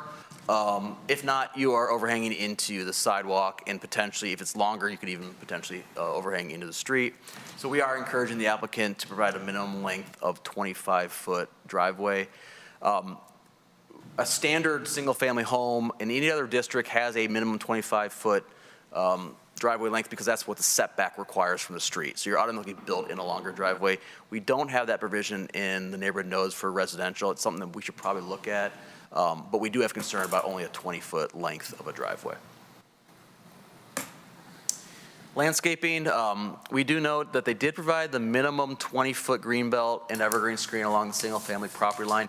We do think there are opportunities to really beef up some of the landscaping, both along the property line as well as internal. We also note that they are providing, there is existing wall along the northern property line that is indicated to remain. However, there's really no landscaping that's located in between the wall and these residential homes, as well as the proposed private road. So we do think there are opportunities to increase landscaping, specifically internally. We also do note that there are some clusters of green space, but there's really no outdoor amenities provided. It's simply houses, lawn, some trees, and then going out to DeQuinder. So we are asking consideration of some additional outdoor amenities to be included. Again, very nice looking proposed building. The material includes brick, engineered board and batten, and cedar shake and metal roofing. It did appear that the applicant did try to complement the commercial architecture with the residential, so I think they've done a very nice job of complementing those two together. So in summary, we are asking the Planning Commission to consider the site plan standards and discuss the following. First, incorporate site elements that encourage outdoor recreation, provide a 25-foot driveway length, move the dumpster location, move the light pole off the southern property line and reduce all the heights to no more than 14 feet in height, and replace EFIS with an alternative material. If the Planning Commission approves the projects, we also recommend, in addition to whatever comes from that discussion, provide building height calculation to the peak of roof and provide wall details. Thank you. Thank you. Does anyone have any questions for Mr. Carlisle? Yep, go ahead, Mr. Fox. Just to clarify, with the light pole at the southern side of the commercial property, if that light pole is adjusted to 14 feet, does that mitigate the potential bleed over issue or no? It depends on the wall. It doesn't, because the max height you could have of a wall or fence here would be 6 feet, so it'd still be an 8-foot difference. If it's right against the property line, you have an 8 feet taller. So I think the best way would be to move this internally and reduce the height. In addition, provide the details of what that wall is going to be. Sure, thank you. Yep, Mr. Lambert. Mr. Carlisle, did you have a chance to look at the July 1 memo from PEA Group, which may have answered some of the concerns you had raised? I know they had addressed the parking, the length of the driveways to say, I believe they said they would go up to 25 feet, and they answered some other questions. You may not have had a chance to look at it. I honestly did not get a chance to look at it, and it's not on a plan set. So if they say it's 25 feet, we still need to see it on the plan set to confirm if they meet, because you add, Mr. Lambert, you add You had an extra 5 feet in here. How's it going to shrink the open space? Does it require them to lose a unit or two? There's just some details that need to be worked out on an actual plan set rather than just a verbal, yeah, we agree to 25 feet. We can ask the applicant when Sure. they come up, so thank you. I have a question. I'm not sure if it's for you or if I should wait for the applicant, but talking about pushing the houses back, even without doing so, is there room for patios or decks to be built on the back? There's room, it's not indicated in the site plan. So if it's not on the site plan, it would have to come back for future patios if they do qualify as a structure. So there are certain things you can do in the building through a building permit that doesn't qualify as an amendment to the site plan. So if it's at grade, but if anything of a structure, if it's above grade, if it's not on the site plan, they would have to come back for review. Okay, thank you. All right, if there are no other questions for Mr. Carlisle, we'll go ahead and invite the applicant up. Would you like to come on up?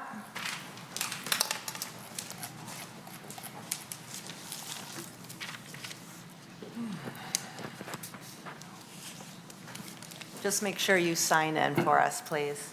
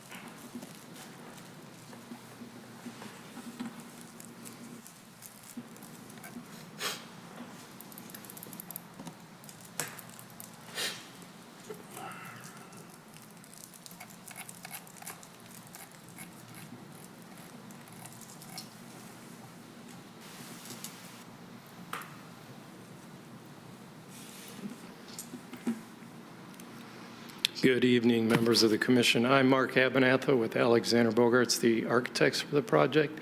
We have our whole team here tonight. John Thompson with PEA is here. Xander Bogarts, president of our company, is here, as well as Joe Maniaci with Mondrian Properties. So we're all here to hopefully get approved tonight, answer any questions that you might have. So I'll keep my presentation brief. Ben did a good job outlining a lot of the comments. I just want to say that we're extremely excited about the project. We think that it's going to be a wonderful addition to the community. And obviously, he's discussed where the project is located. We're proposing, as shown on this plan, 23 attached residential units on roughly 2/3 of the property, and then our commercial building up front. This future building right here, Joe mentioned to me that they're in negotiations currently with a bank, and they expect the bank to be coming in soon for site plan approval. That's just an update. The residential units, the way they're located, obviously we have detached single family here and here for the majority of the site. So this attached product and these open spaces are a perfect transition from the single family to the commercial up to the north.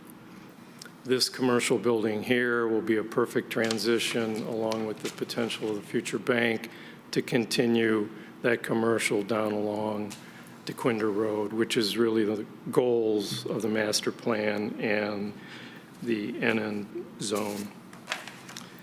The retail building is roughly 6,800 square feet.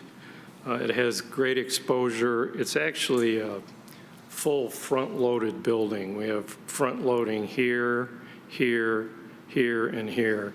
The building can be accessed off the parking that's at the rear to the south, all along here and here, and it can also be accessed from a pedestrian standpoint along DeQuinder, along the frontage.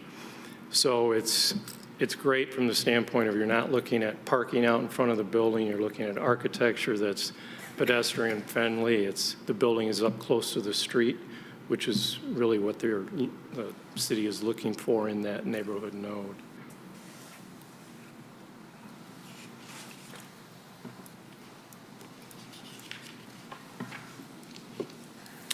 Private amenity space, the question did come up, patios, decks, that type of thing. Each one of these units will have a patio adjacent to the living space coming off of them.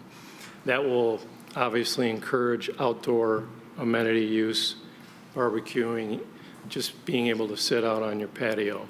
In addition to that, we have clusters all throughout the development of open space at the backs of the units that, this is a very small development. It's targeted for missing middle, empty nester. If, grandparents have kids that they want to meander off the decks or the terraces here, patios, they can do that. So we think based on the number of units, the size of the site, 6 acres, it doesn't warrant additional amenities. We have sidewalks on both sides of the street. They can walk or bike up and access our building. They can go off-site and access other commercial entities or parks and other areas of the community. So we think that the way the site is designed and the amenity load on the site more than is appropriate for this scale of the project.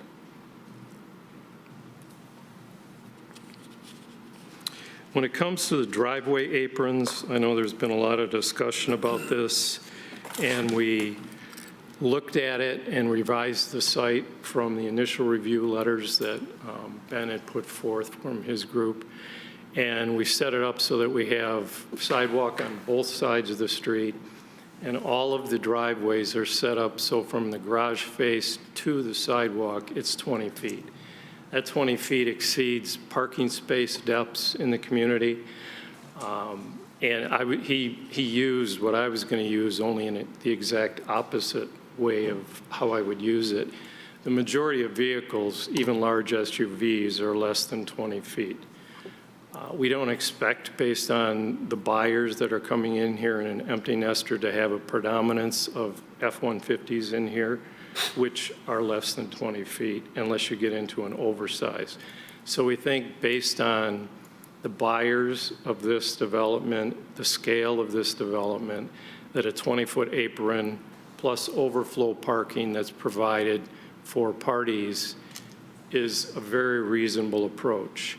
It'll be very detrimental to put 25-foot aprons in, and you start to push buildings back and get buildings closer to one another, and you start to impact that amenity area, outdoor space, green space on the site. We just don't think it's warranted.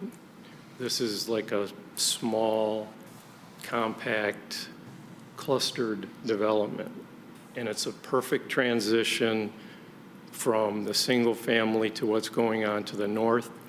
It's going to meet something that's missing, the missing middle, the empty nester, the ranch. We've been doing projects in the community for years. Every time we meet with planning and we go to the Planning Commission, they say, where are your ranch units? Where are your units for the empty nester?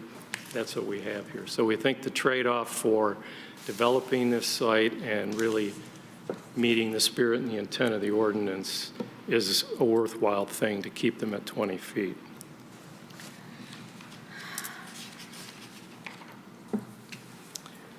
The trash receptacle was located where it is right here for a number of reasons.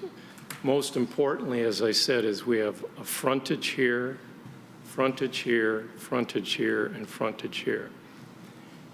So, and we also have truck access to that. So the truck can come in and directly hit it.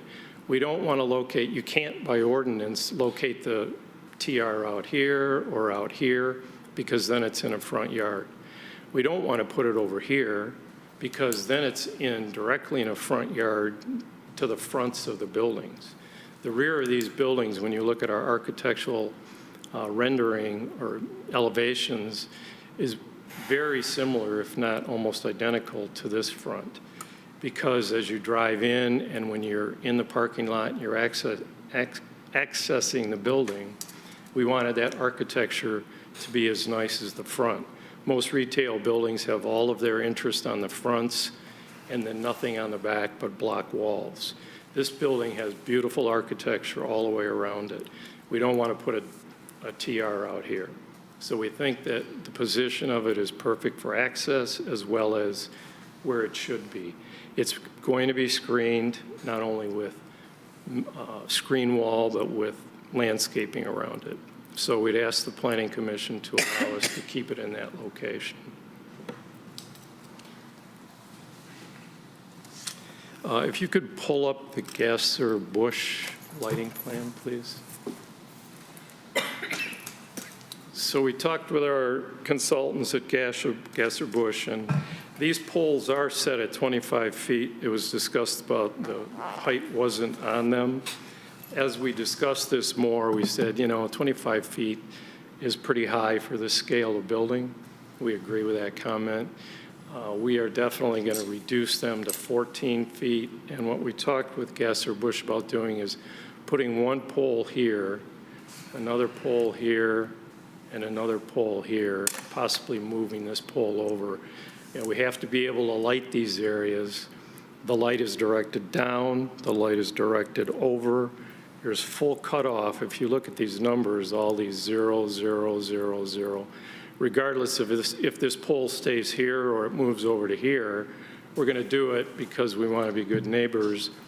But you have full cutoff at those property lines, regardless of where it is. So we're definitely open to dropping the scale on them. We agree with that comment, and we'll move them off the property line.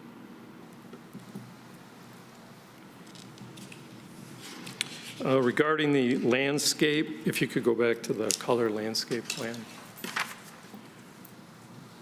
It's my understanding from talking to the developer that we're over in required amount of landscape. We've not only met it, but we exceed it. But we are open to looking at areas, certain areas relative to view lines to the commercial, view lines to our neighbors to possibly add additional landscape. We're not making a specific commitment to X number of trees, but we will look at that. We're open to adding some more landscape to the plan.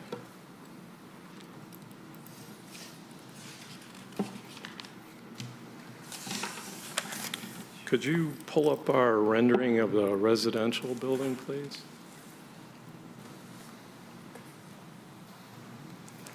It was great to hear that the planning department and their consultant likes the architecture. We're extremely proud of it. We think that it's going to be a wonderful addition to the community and very different from what's out there when we started to look at this design and what's in the community, what's cutting edge, what's state of the art. We feel that that's what this is. This is called contemporary farmhouse. Contemporary farmhouse typically has vertical board and bat with low belt elements of stone or brick. We're using brick in this instance. This rendering doesn't quite show all the colors, but you have a rendering in your packet. You can see the differential.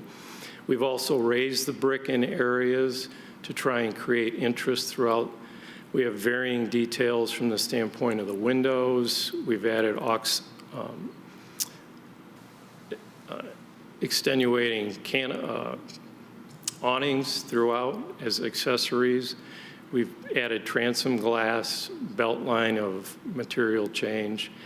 One of the big things is the garage doors. We recess them back off the main facade lines so that these elements are more predominant elements, which de-emphasizes the garage door, and also changed up the garage door patterns. Added side entry garages where we could, so we're looking at architecture out along the front. So we've created a lot of difference in elemental design with the gables versus dormers to break up that roof line. A lot of attached housing, you see nothing but large roof lines, and we've done a lot to try and break that up.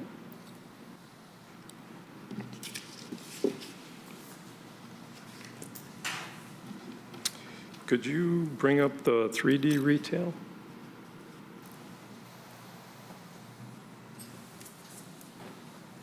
We're also very excited about this building. We think that it's cutting edge, state of the art from the standpoint of retail. We specifically did a lot of different things on this building to try and break it up. A lot of retail you see has one big flat facade. This has very much movement of not only materials, but height, horizontal and vertically. We have these large cap element details that anchor our corners, that create a lot of prominence to those corners, which is very important for the entry street into Quinder Road. We've varied the details of the awnings. We have a very slim awning detail that's on these three predominant, where we've broken the roof line here. And then we've gone to the shed awning detail that we have on the residential. The elements of brick and stone, decorative stone, all of those bricks, the stone is in addition to the residential, but those material colors are all the same bricks and colors that are on the residential so that they complement one another. The glass is higher than a lot of older retail. The norm now is to go with large stacked transom glass, higher interior ceilings. When you look at all of the different variety of what's going on here in terms of height, it really starts to take on kind of a two-story look, which is, I know, something that the community was looking for in terms of that type of building out front. So we think that it's a great fit for the neighborhood node. When it comes to the EFS, it's funny, EFS for years had a very bad name, and we turned in some materials from Stocorp, who produces the EFS. We had members of their group come into our office and do a lunch and learn a while ago, and we asked them to contact Brent as well. The EFS of before, the new EFS is nothing like that. You can take a hammer to it, and it's not cheaper to use. The reason why we've chosen EFS on this is that these monolithic elements that you see here, without a lot of breaking up of that plane with reveals and control joints, that's something that you can do with EFS. You can't do that with Hardy panel reveal system or metal panel. You get a lot of different coursing lines, reveal lines running through it. That's not what we wanted to do on this project. The other thing about it is that these elements, unlike a lot of retail, you can see them going back out over the roof. A lot of current buildings, they put elements up like that and they go back 2 feet and they stop. I refer it to like the old Western front facade. These elements go all the way up into the roof line, and it's a great product to use because it's very lightweight and you're not carrying a lot of load trying to carry brick and other things up there. We also ran calculations on the building to see what the percentage was, and the percentage of EFS is roughly about 1/3 of the building. The predominance of what you see across the front of the building is brick or stone. That brick and stone goes all the way up here and all the way up here. We specifically did that to get a play of materials across the facade to create interest. So we feel very strongly that the EFS here is used as an accent material, not a predominant material. So we just have to respectfully disagree with the consulting planner's comments on that.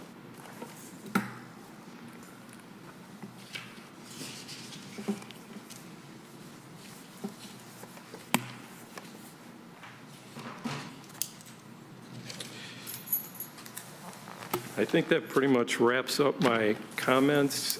Once again, I think that the project overall meets the spirit and the intent of the neighborhood node, and we're extremely excited about it and love to see the project move forward. And I'm happy to answer any question, as is the rest of our team. Thank you very much. You're welcome. Does anyone have any questions? Mr. Fox. Can we go back to the overlay showing the entire project? Looking at building 12 through 20, are those units going to have patios? All of the units are going to have patios. How big are the patios? I would say at this point in time, they'll probably be somewhere in the 10 by 14 range. Are you going to allow decks? We're going to do patios. That's We're how going to allow decks.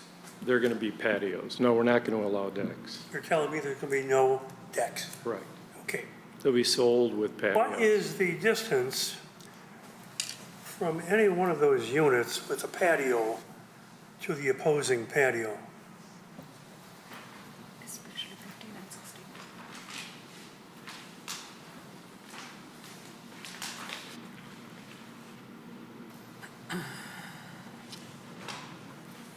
Well, you can tell, just if you want to just do it graphically, this is a garage right here, so that's about 20 feet. Let's talk about 18 and 13. I'm sorry, which one, 18 and 13? 18 and 13. So if they both got patios, Right. how much green space is between those two patios? Well, the patios aren't opposing one another. You have one Pardon me? patio that'll come out like this, and the other patio will come out like that. So you'll have green space in between them, if that's your What concern. amount of green space is there going to be? I don't know that You specific. haven't figured it. Right. Okay. I don't So I just see it as being assume be a problem. concerned, depending on the distance between those two patios, if number 13 is going to have 4 kids and a table, and number 18 is going to have a tricycle path, there's not going to be any green space there. I mean, it's nice to talk about green space, but when you get through construction, I've got my doubts there's going to be much green space there. That's one of my concerns. Mr. Fox? Could you comment on the decision to go with an EVA to Holland Drive instead of just connecting through to Holland Drive on the southern end of the property? Meeting with the HOA, they don't want a connection. Do you want to address that? Go ahead. I haven't been privy to those comments. That's If you why could just I- make sure you sign in as well, either before or after. State your name.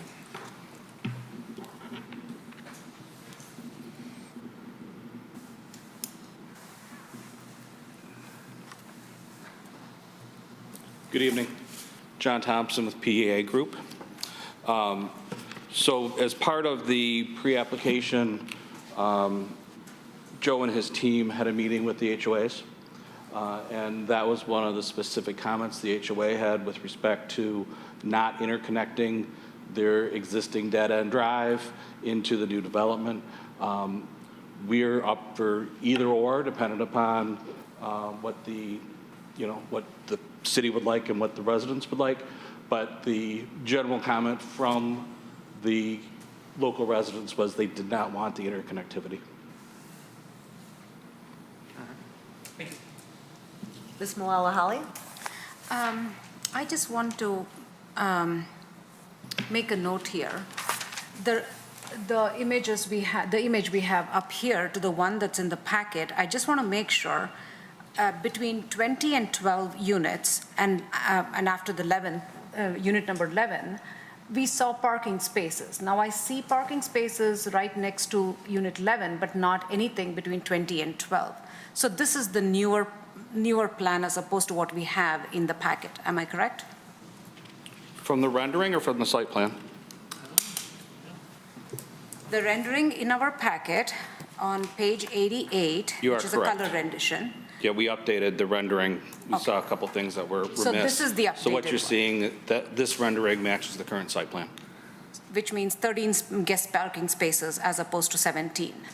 That is correct. Okay. Going back to may I ask a couple more questions? Yes, go ahead. Okay. Going back to, Hudson? sorry, I'm sorry, sorry about that. My fellow Commissioner Hudson's point about patios. You mentioned that each of the homes are going to come with a patio of 10 to 14 feet. Between 15 and 16 units, there is hardly any green space. I mean, there is space, but not really one that I envision with a patio. We definitely want to talk about what distance we are talking about here. It almost seems like both patios will be touching each other or very, very close. Physically speaking, the two buildings are 22 feet apart. The idea would be that we would leave some flexibility with the patio sizes, but also stagger them so that you had offset distances, so the two patios are not touching each other. You want to continue? Yeah, just, and also in regards to that, if there's a tighter situation, we'd probably look at putting some kind of hedging in to create a sense of privacy between the patios.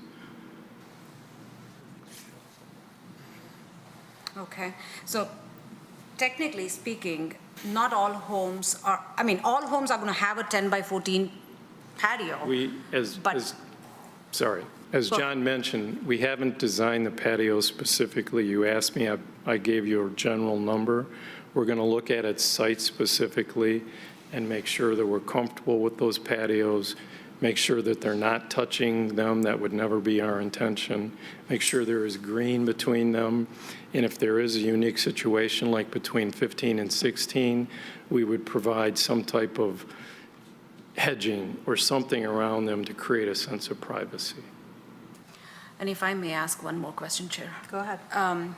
What's the rationale behind that little piece that jets out just after Unit 6 to the left? What's the rationale or reason behind it? Because there is no parking space there. Is it just like a turnaround? This is Yeah. a turnaround. That's correct. It's just for a turnaround purpose? Correct. Is that needed For a big truck? for big trucks? Yeah, So is it an EVA? Is it required?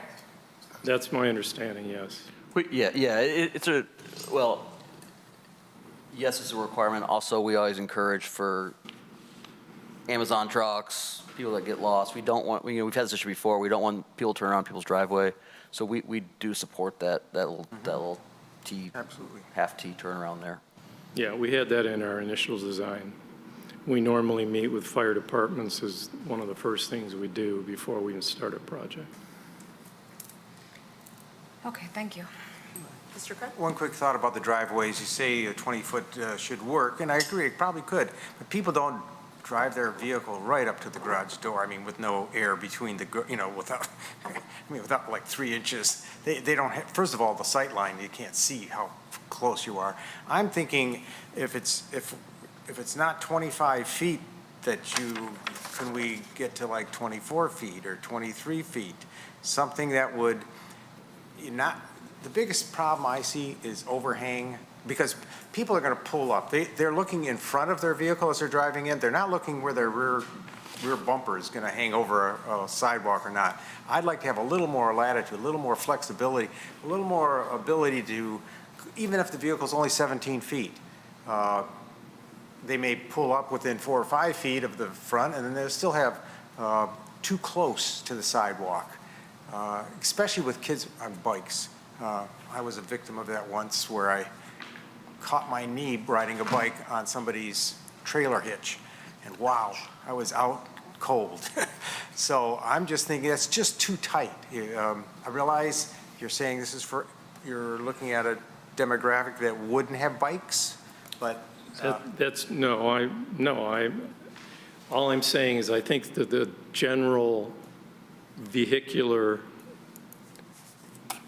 component that's going to be part of this is not going to be all F-150s. Oh, of course not. It's going to be, Absolutely, I agree. majority of it, there's a lot of smaller vehicles, even the large SUVs are 17 and a half feet, 18 feet I agree. max.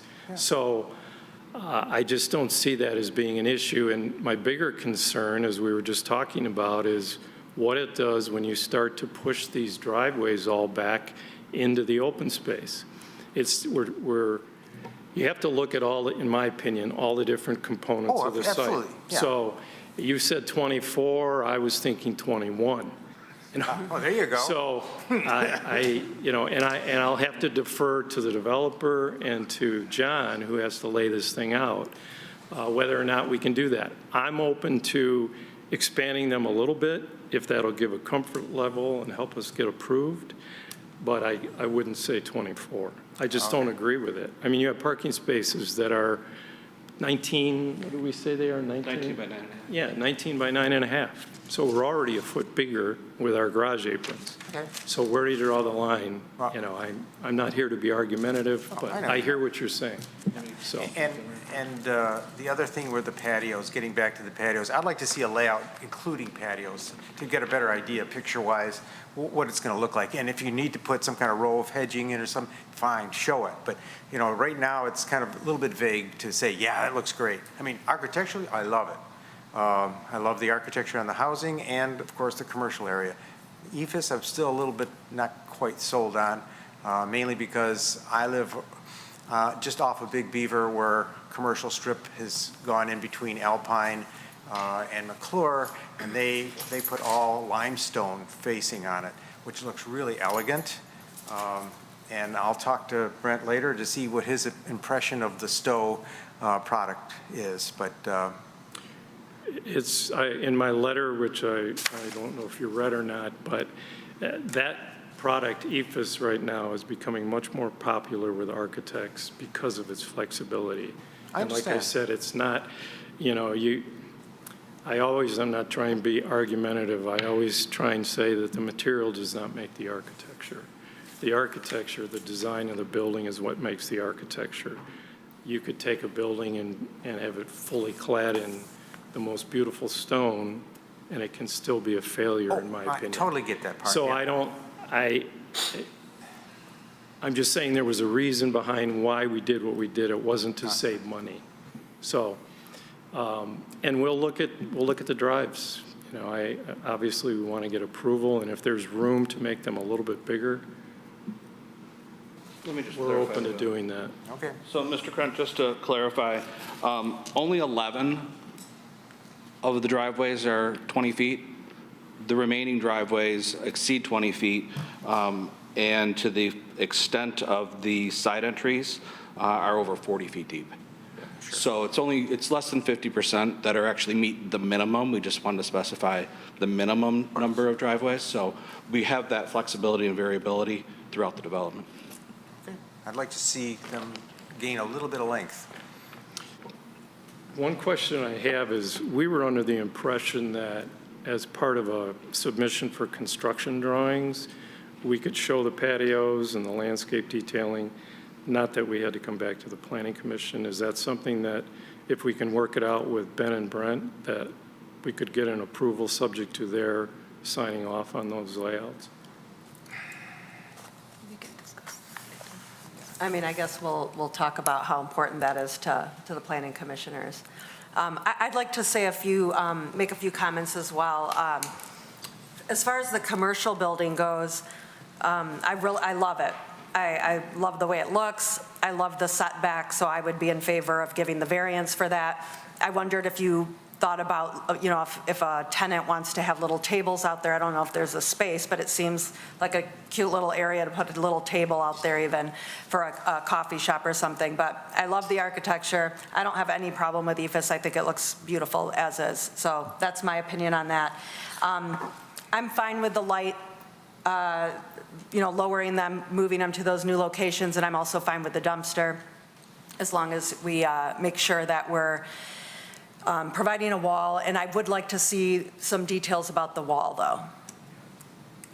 Okay, you'll probably want to respond, but I'm going to move on really quick to talk about the residential area. One thing I love about this is that you guys didn't just put a strip of homes and you made it a curvy road and you created interest, and it's sort of like these little clusters. So I love all of that. I did wonder whether, it seems to me that there's pockets of green space, and I know in general people like side entry garages. But in this particular instance, I think there are 5, 4, 6, 12, 18, and 23.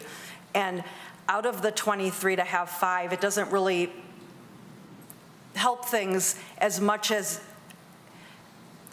I would rather see the driveway not be side entry and gain that green space, and then you sort of enlarge those little green spaces by each of those clusters to do maybe something more interesting, which is where I'm sort of going with this. I would love to see a little bit more from a recreation standpoint.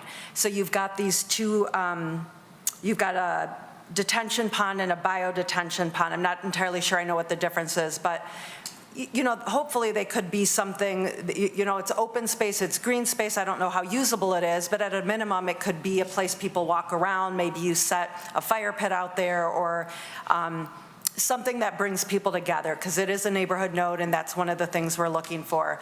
I see that EVA, or maybe it's not an EVA, but the turnaround, maybe you put a basketball hoop up there for people to play. Those are, I'd like to see maybe in those splotches of green space, maybe something that would draw the community together. I wanted to also talk about the headlight pollution.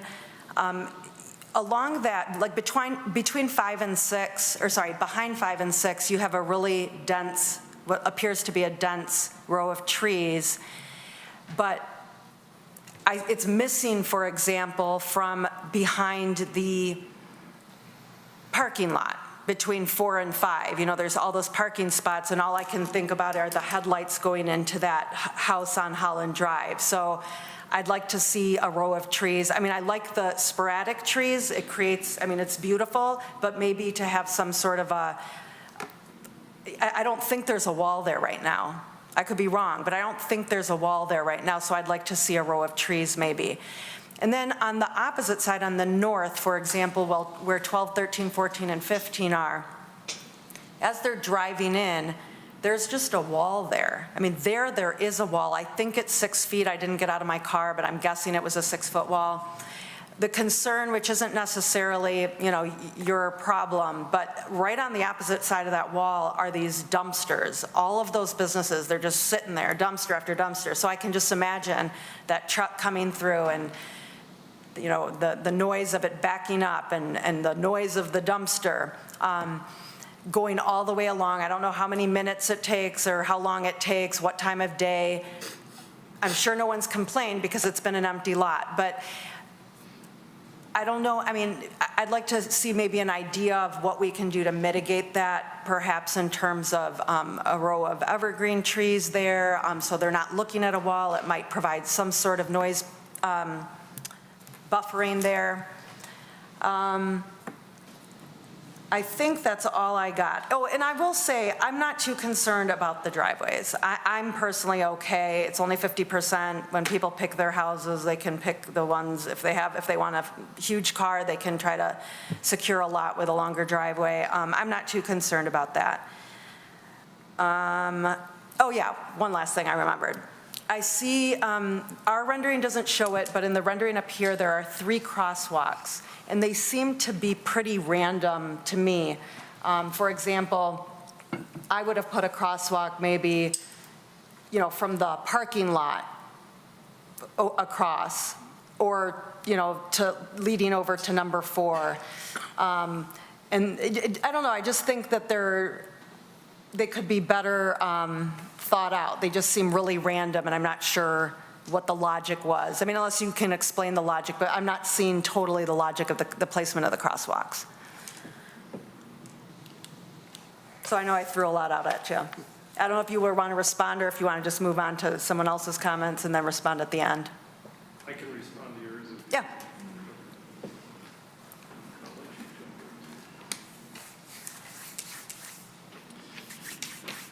Side entry garages, whenever we get an opportunity, we like to put them in, because as we showed in the rendering, it has 2 front loads and then an end load. It allows for, the garage is always a difficult thing to deal with. That's why I said we went out of our way to recess them back and pull the architecture forward of the entries and raise them, to de-emphasize them.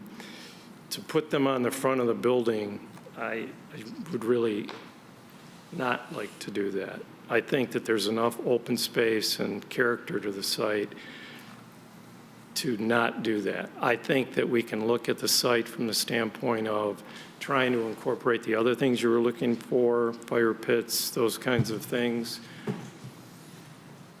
The developer is saying yes. So we will do that as part of, hopefully we can do that with Ben and Brent and get them comfortable as to They hear what you're looking for. I hear what our team hears what you're looking for. As far as screening on this, the end of, are you talking about right here? Is that where you were talking about headlights? No, I was talking about like the parking lot, like all these. Oh, here? It's not a lot, sorry, the spots, yeah, the headlights would go right into this home here. Got it. Yeah, we can put some type of a hedge here that's. Yeah, all this, these are. Yeah, we could put an evergreen hedge here. Pardon me? Here, you mean? Yeah, no, I'm not talking about I'm talking about some type of hedge, low evergreen hedge like we were talking about, adjacent to patios. That would block a headlight, but it wouldn't, it would be more low profile. So I don't know that we'd put a big string of the same tree that we have here. I'm not the landscape architect for it. I wouldn't do it that way, but I wouldn't suggest I'm going to defer to PEA's landscape architect and the planning staff. We'll work that out. Right, I wasn't suggesting it be right up at where the cars park. It be on the border, on the, just like it's Being here. along Yeah, on here? the back to. That might be an option too. Yeah, and then also, I think there was we received an email from a neighbor more along this side who's also worried about the headlights. And I see their point. We've got all those cars. Again, you said that there might be a wall there. I'd want details on that. But right here where there's a pool, it seems like there's a break in trees. Let's just make sure it's a solid barrier from the neighbors, I think would be nice. Correct. And in regards to the wall, I had it in my notes, but forgot to mention it.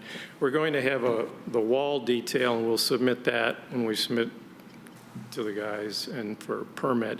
It's going to be a brick textured poured concrete wall, color to match the building. How tall? 6 feet. And what about the northern Oh, corner? yes, thank you. I couldn't write fast enough, so I just tried to listen.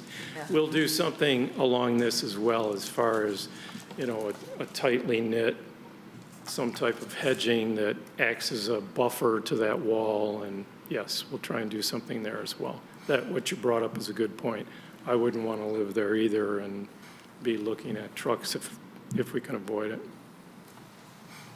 And then could you comment on the crosswalks? I'm sorry? Could you comment on the placement of your pedestrian crossings? Yes, that was another thing. I didn't put these on the plan. We probably, on our early sketches, had, what we try and do is just be able to get from one side of the walk to the other in various locations. So, to me, this makes sense here when you get past the driveways and everything to be able to go across. You're not going into a driveway to get from this side to this side. Anybody that lives here can come down and come across and get into, there's actually a walk here that's not shown that gets you into the retail. Same thing if you're on this side, you can come across here, come down and over. If you're over here, you can come down this walk, come down, around and over. It's mainly to get from one side to the other and then funnel you out to the street. If there's something else that we could do with more frequency, I suppose we can look at that. Okay, yeah, I'm not an expert on it, and I just wonder if like our traffic people look at it, but I just worry about blind spots of turning in, you're making that right turn in off to Quinder, and you come in and you make a right turn and there's somebody crossing, but you've already started your turn. I don't know, I'm sure that there's an expert who can comment on it, but. If staff has some comments on those, we're open to them. Okay. Mr. Buechner. I like the commercial a lot. I love the architecture, like other people are saying. I like the curvy of the roads. I just think it's cool.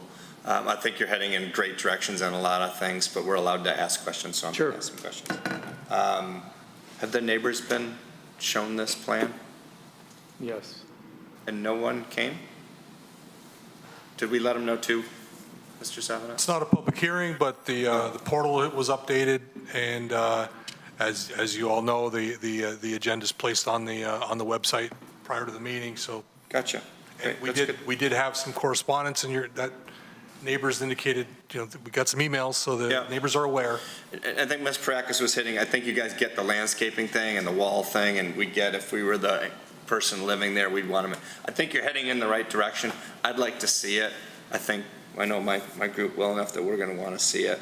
Is there a sidewalk going to Holland Drive? A sidewalk? We have the linkage here and here, right? So those are connected? Cool. I like that. I think you hear where we're coming with the patios. Mr. Savana, are patios part of green space?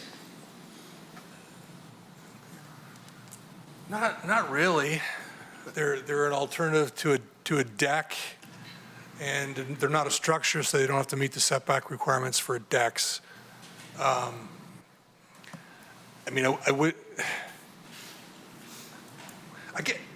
got to chime in about patios. Please. I hear some concerns about the proximity of the patios to one another, and my thought is this is missing middle. This is a different housing type. Patios, we don't see a lot of patios in the city. We tend to see more decks. This is an alternative to what people typically see. My guess is most of the people buying a unit here are going to go from a larger single-family detached unit to this as an alternative to what they're living in now, because they don't want as big of a lot. They don't want to have to cut the grass, maintain the property, stain the deck maybe. They don't want to do that either, although everything's got maintenance, including patios. So, I don't vote, like Mr. Frayne said earlier, I don't vote, but this is not a single-family detached neighborhood. This is attached units, more compact living, more walkable, closer to your neighbors. And if people don't like the patios, they don't have to buy here. They can stay in their house. Just looking 1 through 4, or at least 2 through 4, I don't see any space for a patio. 7, 8, 9. I'm not trying to nitpick. I do think you're heading in a really good direction. Can I ask Brent to change it to the summary where we had some questions that I think we were supposed to ask? List of 5 questions. So we've already talked about outdoor recreation. I think we've talked about the 25-foot, and I think some people are going in different directions, but I think you're close. Dumpster location we've already talked about. Pole height 14 feet, that's great. EIF, okay, so we've hit that. The wall calculations, I'd like to see it. I bet we'd like to see it. I think you're heading, again, in a nice direction of what landscaping and wall structure, and I think that would help us.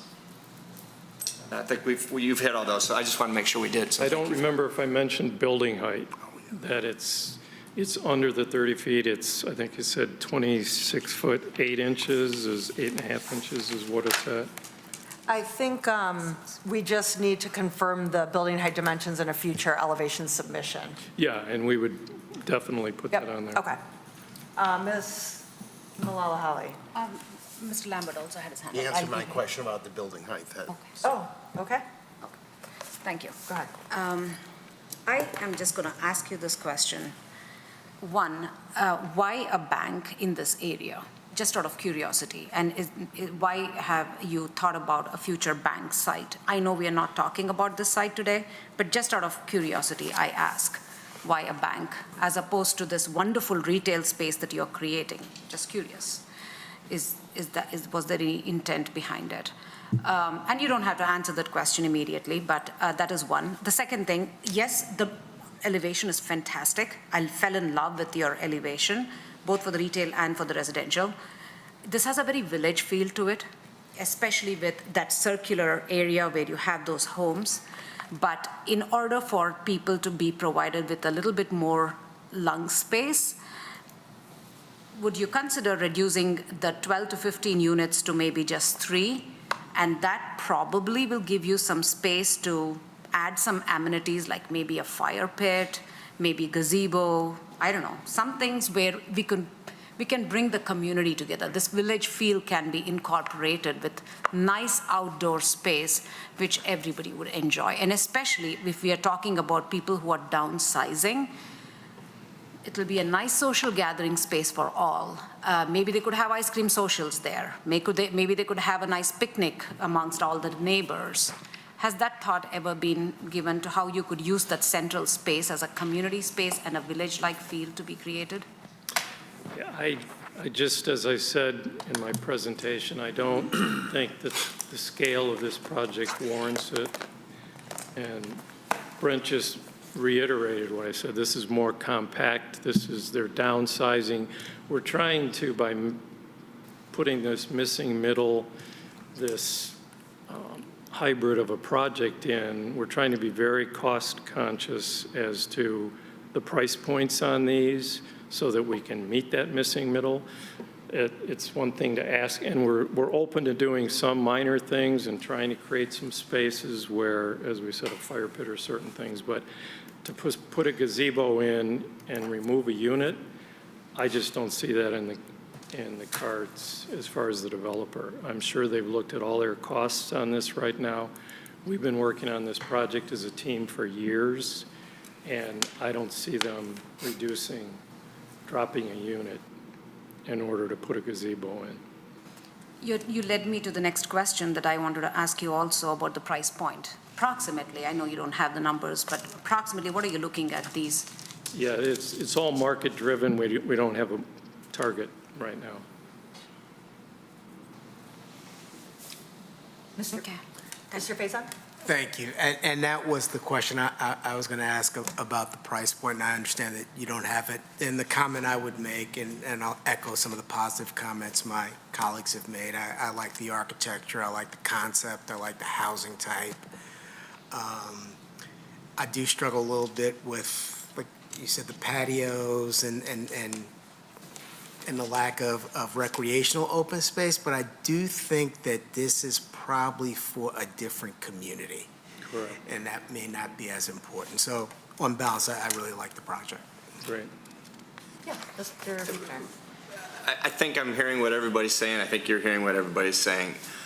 I don't know if I'm making a motion, but I think I would make the motion that I think you're there. I think you're close. I'd like to see more about the patios, more about the green space, more about the landscaping, a couple other details that are there, the height of the, I think we need it in writing for us to approve it. So I don't want to deny it, and I'm not ready to approve it, but I do think you're there, and that's just my opinion. So I would propose that this be tabled for another meeting, to have them come back with those details. That's my opinion.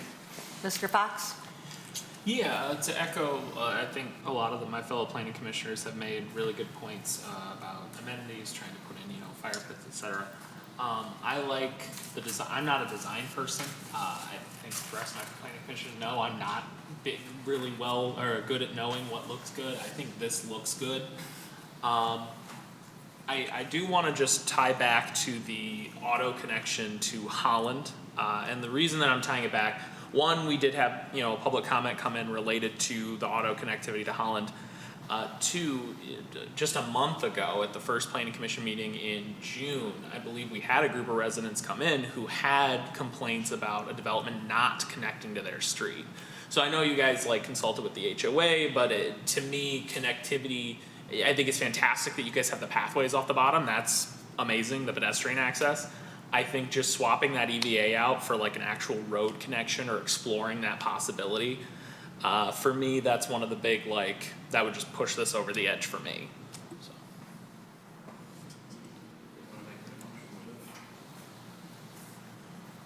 I think that one's tricky because you're going to get people who like it, you're going to get people who don't like it. And I think most of us that have houses don't want to have a bunch of cars coming through it. That's my opinion. But Tyler's got good opinions.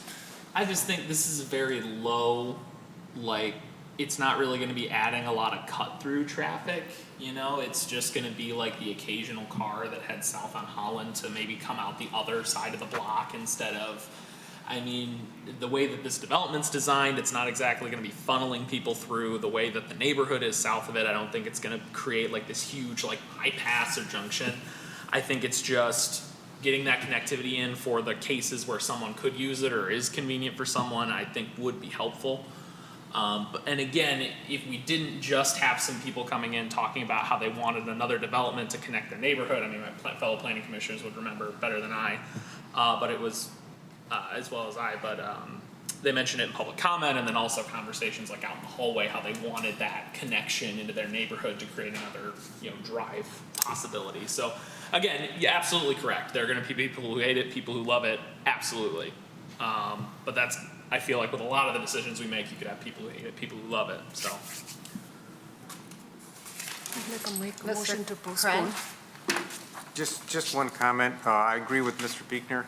I think you're like, to me, everything about it is great. Just tweaking a couple items, and the one thing I'd like to see tweaked if possible, I like the side garage entrances you've done on number 4. I'd like to see that on number 1. You've done it on number 16, why not 17? There are a couple more situations where you could put that side garage. They're not a lot, just 2 or 3 more, like maybe 15. You could put one on just like you did on 12.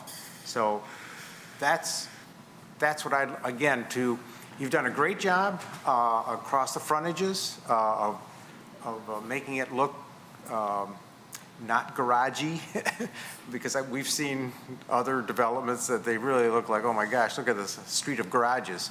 But again, just to tweak it, if you can find a couple more that are, I'd like to see that. That's really all I have to say on it. Just, I love everything about it. I love the curvy streets. I love, I mean, we've seen so many developments where they come in, and I've talked about it. It looks like they come in, it looks like a plan layout for a circuit board with IC chips. It just drives me nuts. This looks great. Thank you. Yep. Mr. Savedant. I think the last couple comments, we're sending some mixed signals here to the applicant if we want to advance this forward. We've got one planning commission member who's stated there's too many side entry garages, and another one who says there's not enough. So which is it? Planning commission votes by resolution. That's 1. 2, the EVA versus cut-through traffic, vehicle connection. I take the applicant at their word that they met with the neighbors, and the HOA clearly is opposed to it. Connectivity. There's no one here this evening. They're following closely what's going on. My assumption is that they're okay with this without the vehicle connection. Now, I'm as pro-vehicle connectivity as the next person, but the die's cast here. We get a more dense development potentially connected to a less dense development. I understand what Mr. Fox is saying. I agree with what he's saying in a lot of respects, but for this, I don't think it's appropriate because it's an increase. You're connecting a mixed-use development, including a retail component, and you're potentially allowing people to leave a retail development or a multifamily development and drive through a neighborhood to go to another major road. I don't think we're there yet as a community to start doing that, in my opinion. I will admit that at the last meeting, neighbors talked about a preference for a vehicle connection in that instance, because there was a 17-inch cherry tree that potentially could be saved were there not a cul-de-sac and were there connectivity. So there's some context to that. So I think for this application, if it's approval, if it's postponement, I don't know what the direction is, but we've got a couple things I think that we should provide clear direction on for this application. All right. Yep, Ms. Malala Holly. May I ask a clarification from Mr. Savedant? I had requested for the information which you kindly shared. The distance between Vessels Drive and Dequinder to the intersection is about 735 feet. And between the 735 feet is one driveway that is going to be coming as part of this application. There is already an existing driveway to Walgreens and also the intersection of Dequinder and Long Lake. From the traffic point of view, I know this is not a very big major development, but for people who are traveling north on Dequinder to make a left onto this property and also to Walgreens, is the distance quite there? Because there is also going to be a left turn lane onto Long Lake. So from the traffic standpoint, is there something that we need to also look into here? The traffic engineer and the traffic consultant did not indicate an issue with the placement of the drive. And again, I'm not a traffic expert by any means, please don't mistake me as one, but we've got one drive with over 20 residential units, plus a multi-tenant retail building, plus whatever goes to the north with one drive. Yep. One of the major goals of transportation planning is to reduce left-hand turning movements. This is one curb cut Yep. versus numerous. So this is a best management practice. Okay, thank you. I guess Ben can pull rank. Go ahead. I mean, it also, to follow up, it also aligns directly with an existing access point across DeQuinder, and so for that reason too, it's really isn't the appropriate location for where it should be. And typically, again, not a traffic engineer, but typically the requirement for spacing distance for driveways is 250 feet. So the 750 feet is a pretty significant distance of requirement. So as Director Silent noted, the traffic engineer had no concerns about any sort of traffic movement for this particular development, based on, it's a very low intense, traffic development as well. Okay, thank you. Am I to understand from this conversation, I mean, I know we're not talking about that future bank site, but is the implication that that bank site entrance will be off of this internal drive and not a new curb cut off of DeQuinder? We're not there yet, but it's our full intention, and we'll push for it as well as engineering, that the future connection would be located in this particular location. Okay. And there would not be a separate curb cut on DeQuinder. Okay, sounds good. Okay, Get one more. Mr. Beekman. I think the two issues on the table are whether the connectivity is one of them. And in my opinion, and I'll put a little money on it, and I think these guys will put a lot more money, I think they're going to shake their heads. They want it to be a private drive. And I think the neighbors next to it want it to be a private drive. So that's my opinion on that one. And I do think they're the experts on side cut. I always agree with Mr. Krent and missing Mr. Tagle, who thinks like you do. But I think these guys know what they're doing with side entries or not. Do we add one or two? I feel like where they're heading is good. The patios concern a bunch of us. And again, I would move to postpone if I'm allowed to move that. Are you making a resolution? Can I just make a simple resolution to say that they think they've heard what we've said and we should have them come back? I don't know the right etiquette for. I don't want to deny it because I don't Ms. think it's Malala worth Holly denying. has offered to make one, and maybe we'll list some of the things that we Right. want to see. Before we do that, though, do Yes. you want to take a consensus on the issues, or do you feel that there's enough direction for the I applicant? think we have an opportunity. I'm not, you're Yep, you're the go chair. ahead, go I think ahead. there's an opportunity to clarify a couple things here. Do that, please. Before we make a resolution, let's sort of try to reach a, try to reach a consensus on I mean, I was the one who asked for not having the side entry garages, and Mr. Krent said he liked them. So, nobody else sided with me, so I'm just curious, are we going to go with, I like the side entry garages. you like the side entry? I have the opinion that So in other words, we're fine with the garages, we shouldn't make changes to the garages? Is that the consensus?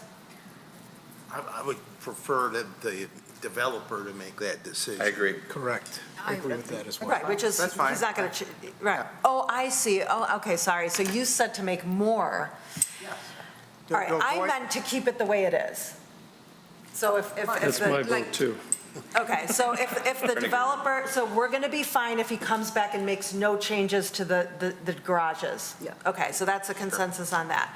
Do we all agree that we want to see the patios in the rendering so we have an idea? Yes, please. Yes. Yes. And landscaping. Yes. And landscaping Yeah, and okay, wall. so the patios we'd and like to see. Fencing or walls or any kind of screening, The wall, the landscaping. which are and needed. If you're going to do any recreation, to see what you actually have in mind. And then, I'm still talking about the crosswalks, but if you think about the crosswalks, I'd like to make sure that they're in the safest place possible and that there are enough of them. I think an amended photometric plan with the new placings for the streetlights the developer mentioned may also be relevant. Yep. And we all agree, is there consensus that we're fine with the EFS? EFS? I'd like to hear what Mr. Savadon has to say about that, since he saw a real sample. Did you whack it with a hammer? No, I did not see a sample. The gentleman who Mark said he advised to call me, he did call me early this afternoon. I did not have a chance to call him back. So my assumption is that technology for EFS has changed much like it has for siding, but I have not done a deep dive in it. All right. I suggest that Mr. Tagle be involved. That was his baby for years. He didn't like it, but I'd like to get his opinion on the improvements. Yeah, bring in a sample and a hammer. Maybe a baseball bat. All right, what about the driveways? Are we sending the message that we're fine with the driveways as is? Or are we asking them to increase them? I'd like them longer. That's gonna get tighter with the patios, guys. Yeah, I know. That's, the give Can't and have it take. all. You can't. So Mr. I've Hines. been walking for various reasons, a whole ton of different neighborhoods across Troy, Sterling Heights, Madison Heights, and I have seen condo complexes with even shorter driveways, and they make it work. So I am, of the impression that the driveways are fine personally, but again, I absolutely understand concerns with them being at that length. And wasn't there a comment that only 10 or so of the driveways were? I thought they said 50%, A little less than 50. 11. Okay, so 11 were longer or shorter? Shorter. I'm fine with the driveways. Yeah, okay, so the majority are longer than 20 feet, would be a fair statement, and we're all comfortable with that? I So we're not guess. going to bring that up next time? Okay. Okay. Did we touch on everything? Because you're keeping track, because you're going to make the resolution. Trying my Did we best. talk about the connectivity? Clarification of building height. Oh, yes, so we, Clarification of the height. yeah, we said, like that. confirm the building height dimensions when you do a future elevation submission, so you might as well have that ready for us. We said the EVA is going to stay an EVA with no connection. Yeah, on the topic of connectivity, the pedestrian connectivity is fantastic. I think that's a great step in the right direction, and it gets the neighborhood connected. So if it ends up staying an EVA, absolutely not a make or break for me. Okay. So I guess before we ask for the resolution, I'm going to ask the applicant, do you have any questions for us that you would like more clarification on? No, I think we're good. We're good, okay. Ms. Malala Holly, when you're ready. I'm giving it a shot. Resolved that the preliminary site plan approval pursuant to Article 8 and Article 5 of the zoning ordinance as requested for the Rookery of Troy mixed-use development comprised of 23 residential units and approximately 7,000 square feet of retail west of Dequindre and south of Long Lake parcels 88-20-13-228-003 and 88-20-13-228-015, Section 13, approximately 5.94 acres in size, currently zoned NN Neighborhood Node J, District B Grant B postponed for the following conditions and reasons. Provide building height calculation for future elevation submission, sorry, I stand corrected.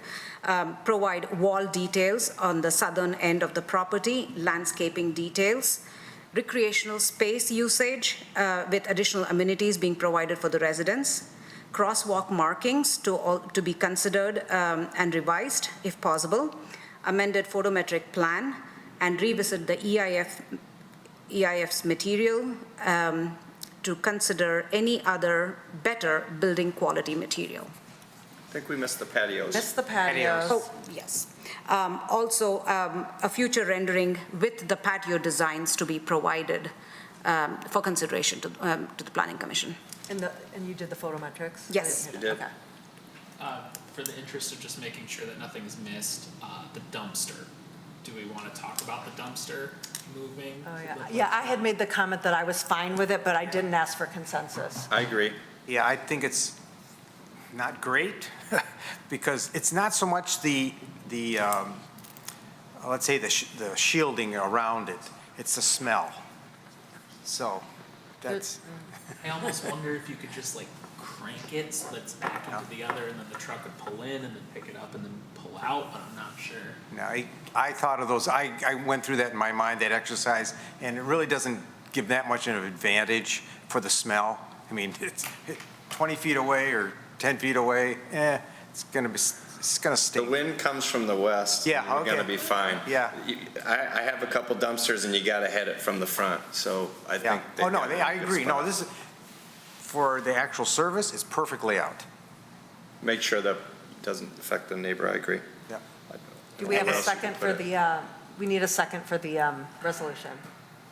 Mr. Biegner. I'd second it. Any other discussion? All right, are we ready for the roll call? Mr. Krant. Yes. Mr. Lambert. Yes. Ms. Malala Holly. Yes? Ms. Parakis. Yes. Mr. Biegner. Yes. Mr. Faison. Yes. Mr. Fox. Yes. Mr. Hudson. Yes. Motion carries. Thank you, guys. Thank you. All right. Now we are on item 7, public comment for items that are on the agenda. Seeing no one left in the room, I'm going to move on to Planning Commission comment. We'll start with Mr. Fox. Yeah, so I guess this is a question for staff. We're in a weird situation where, of course, this just happened to come up twice quite recently, but with not coming up previously before. With connectivity, is there any guidance with like the master plan, the ordinance, something that we can go off of as to whether or not roads should be interconnected, or like what the, I guess, again, it's what's hindsight bias, where like, of course, it's happened twice recently, and then previously it hadn't happened or come up before that. But I'm just curious where we can kind of launch off of for future site plan reviews or what have you. You're asking me at 9:42 PM and my Sure. brain is mush. Well, there's not a specific requirement that we do this. As I indicated earlier, if we were 36 square miles of farmers' fields and we could start developing as a city today, is interconnectivity generally better? Yes, but we have 60-plus years of history of not interconnecting, and now we're left with mostly outlot developments with expectations that, that dead-end streets are dead-end streets and are never going to be connected. In this instance, Mr. Biegner raised a point that I forgot to mention. Besides the fact that there's potentially 2 retail developments and multifamily, which will be able to directly connect to a single-family residential neighborhood and then go internal, increasing the traffic, the non-single-family residential traffic in this development. It's also a proposed private road. So you also have the reverse impact where the neighbors who live in a subdivision on a public road beat the heck out of a private road, which has to be maintained by this development. So there's a lot of factors here. I wish it was an easier answer, but this was what was proposed. This is what was pitched to the neighbors in good faith by the applicant. I take them at their word. And for such a relatively small site with so few units, it just seems like the best fit in this instance. No, I appreciate the clarification on that. I'll be really quick on this. Our first blush is to always seek interconnectivity. And so any development we get, especially when it's single family to single family or multifamily to multifamily, we try to seek interconnectivity. Oftentimes, we'll send the applicant back with, seek interconnectivity, and they meet with the neighbors, and the neighbors come back and say, that'll kill the project. They just simply will come out against the project. So it's a balance. Our first goal is interconnectivity, but there are some times when it's just not feasible, and it's not a feasible as part of the development. But our first blush is always promote interconnectivity between neighborhoods and developments. No, that is super helpful. I will say I missed the private drive point earlier. That is a very good point. But I think knowing that the planning office is approaching it from attempting interconnectivity before it ever even gets to us, that kind of in a way addresses my question that like you guys are kind of the launch board that we can kind of work off of. Like if the interconnectivity is possible, we can assume that you guys vetted through that process and kind of went through that. So that's helpful. Thank you. Respectfully, though, I would say that just because the neighbors are going to come out against the project because of interconnectivity doesn't make it a basis for this body to deny it. Unfortunately, or fortunately, depending on your perspective, we have so much precedent in this city for the EVAs. It's hard, I think, to undo that because that's what neighbors come in expecting to have an EVA. So I think this may not have been the right project because of the private drive connecting to a public drive or public road situation. But if this is something that this body wants to work on, interconnectivity, you need to start making those decisions over the objections of the neighbors, which is a hard thing to do. But if the goal is interconnectivity, you need to start setting that precedent. Because right now, the precedent is an expectation of EVAs. Well, and I'm just one of 9 people. You know, I'm gonna bring it up, but if the rest of the board doesn't necessarily view it as a priority, then I absolutely understand that too, so.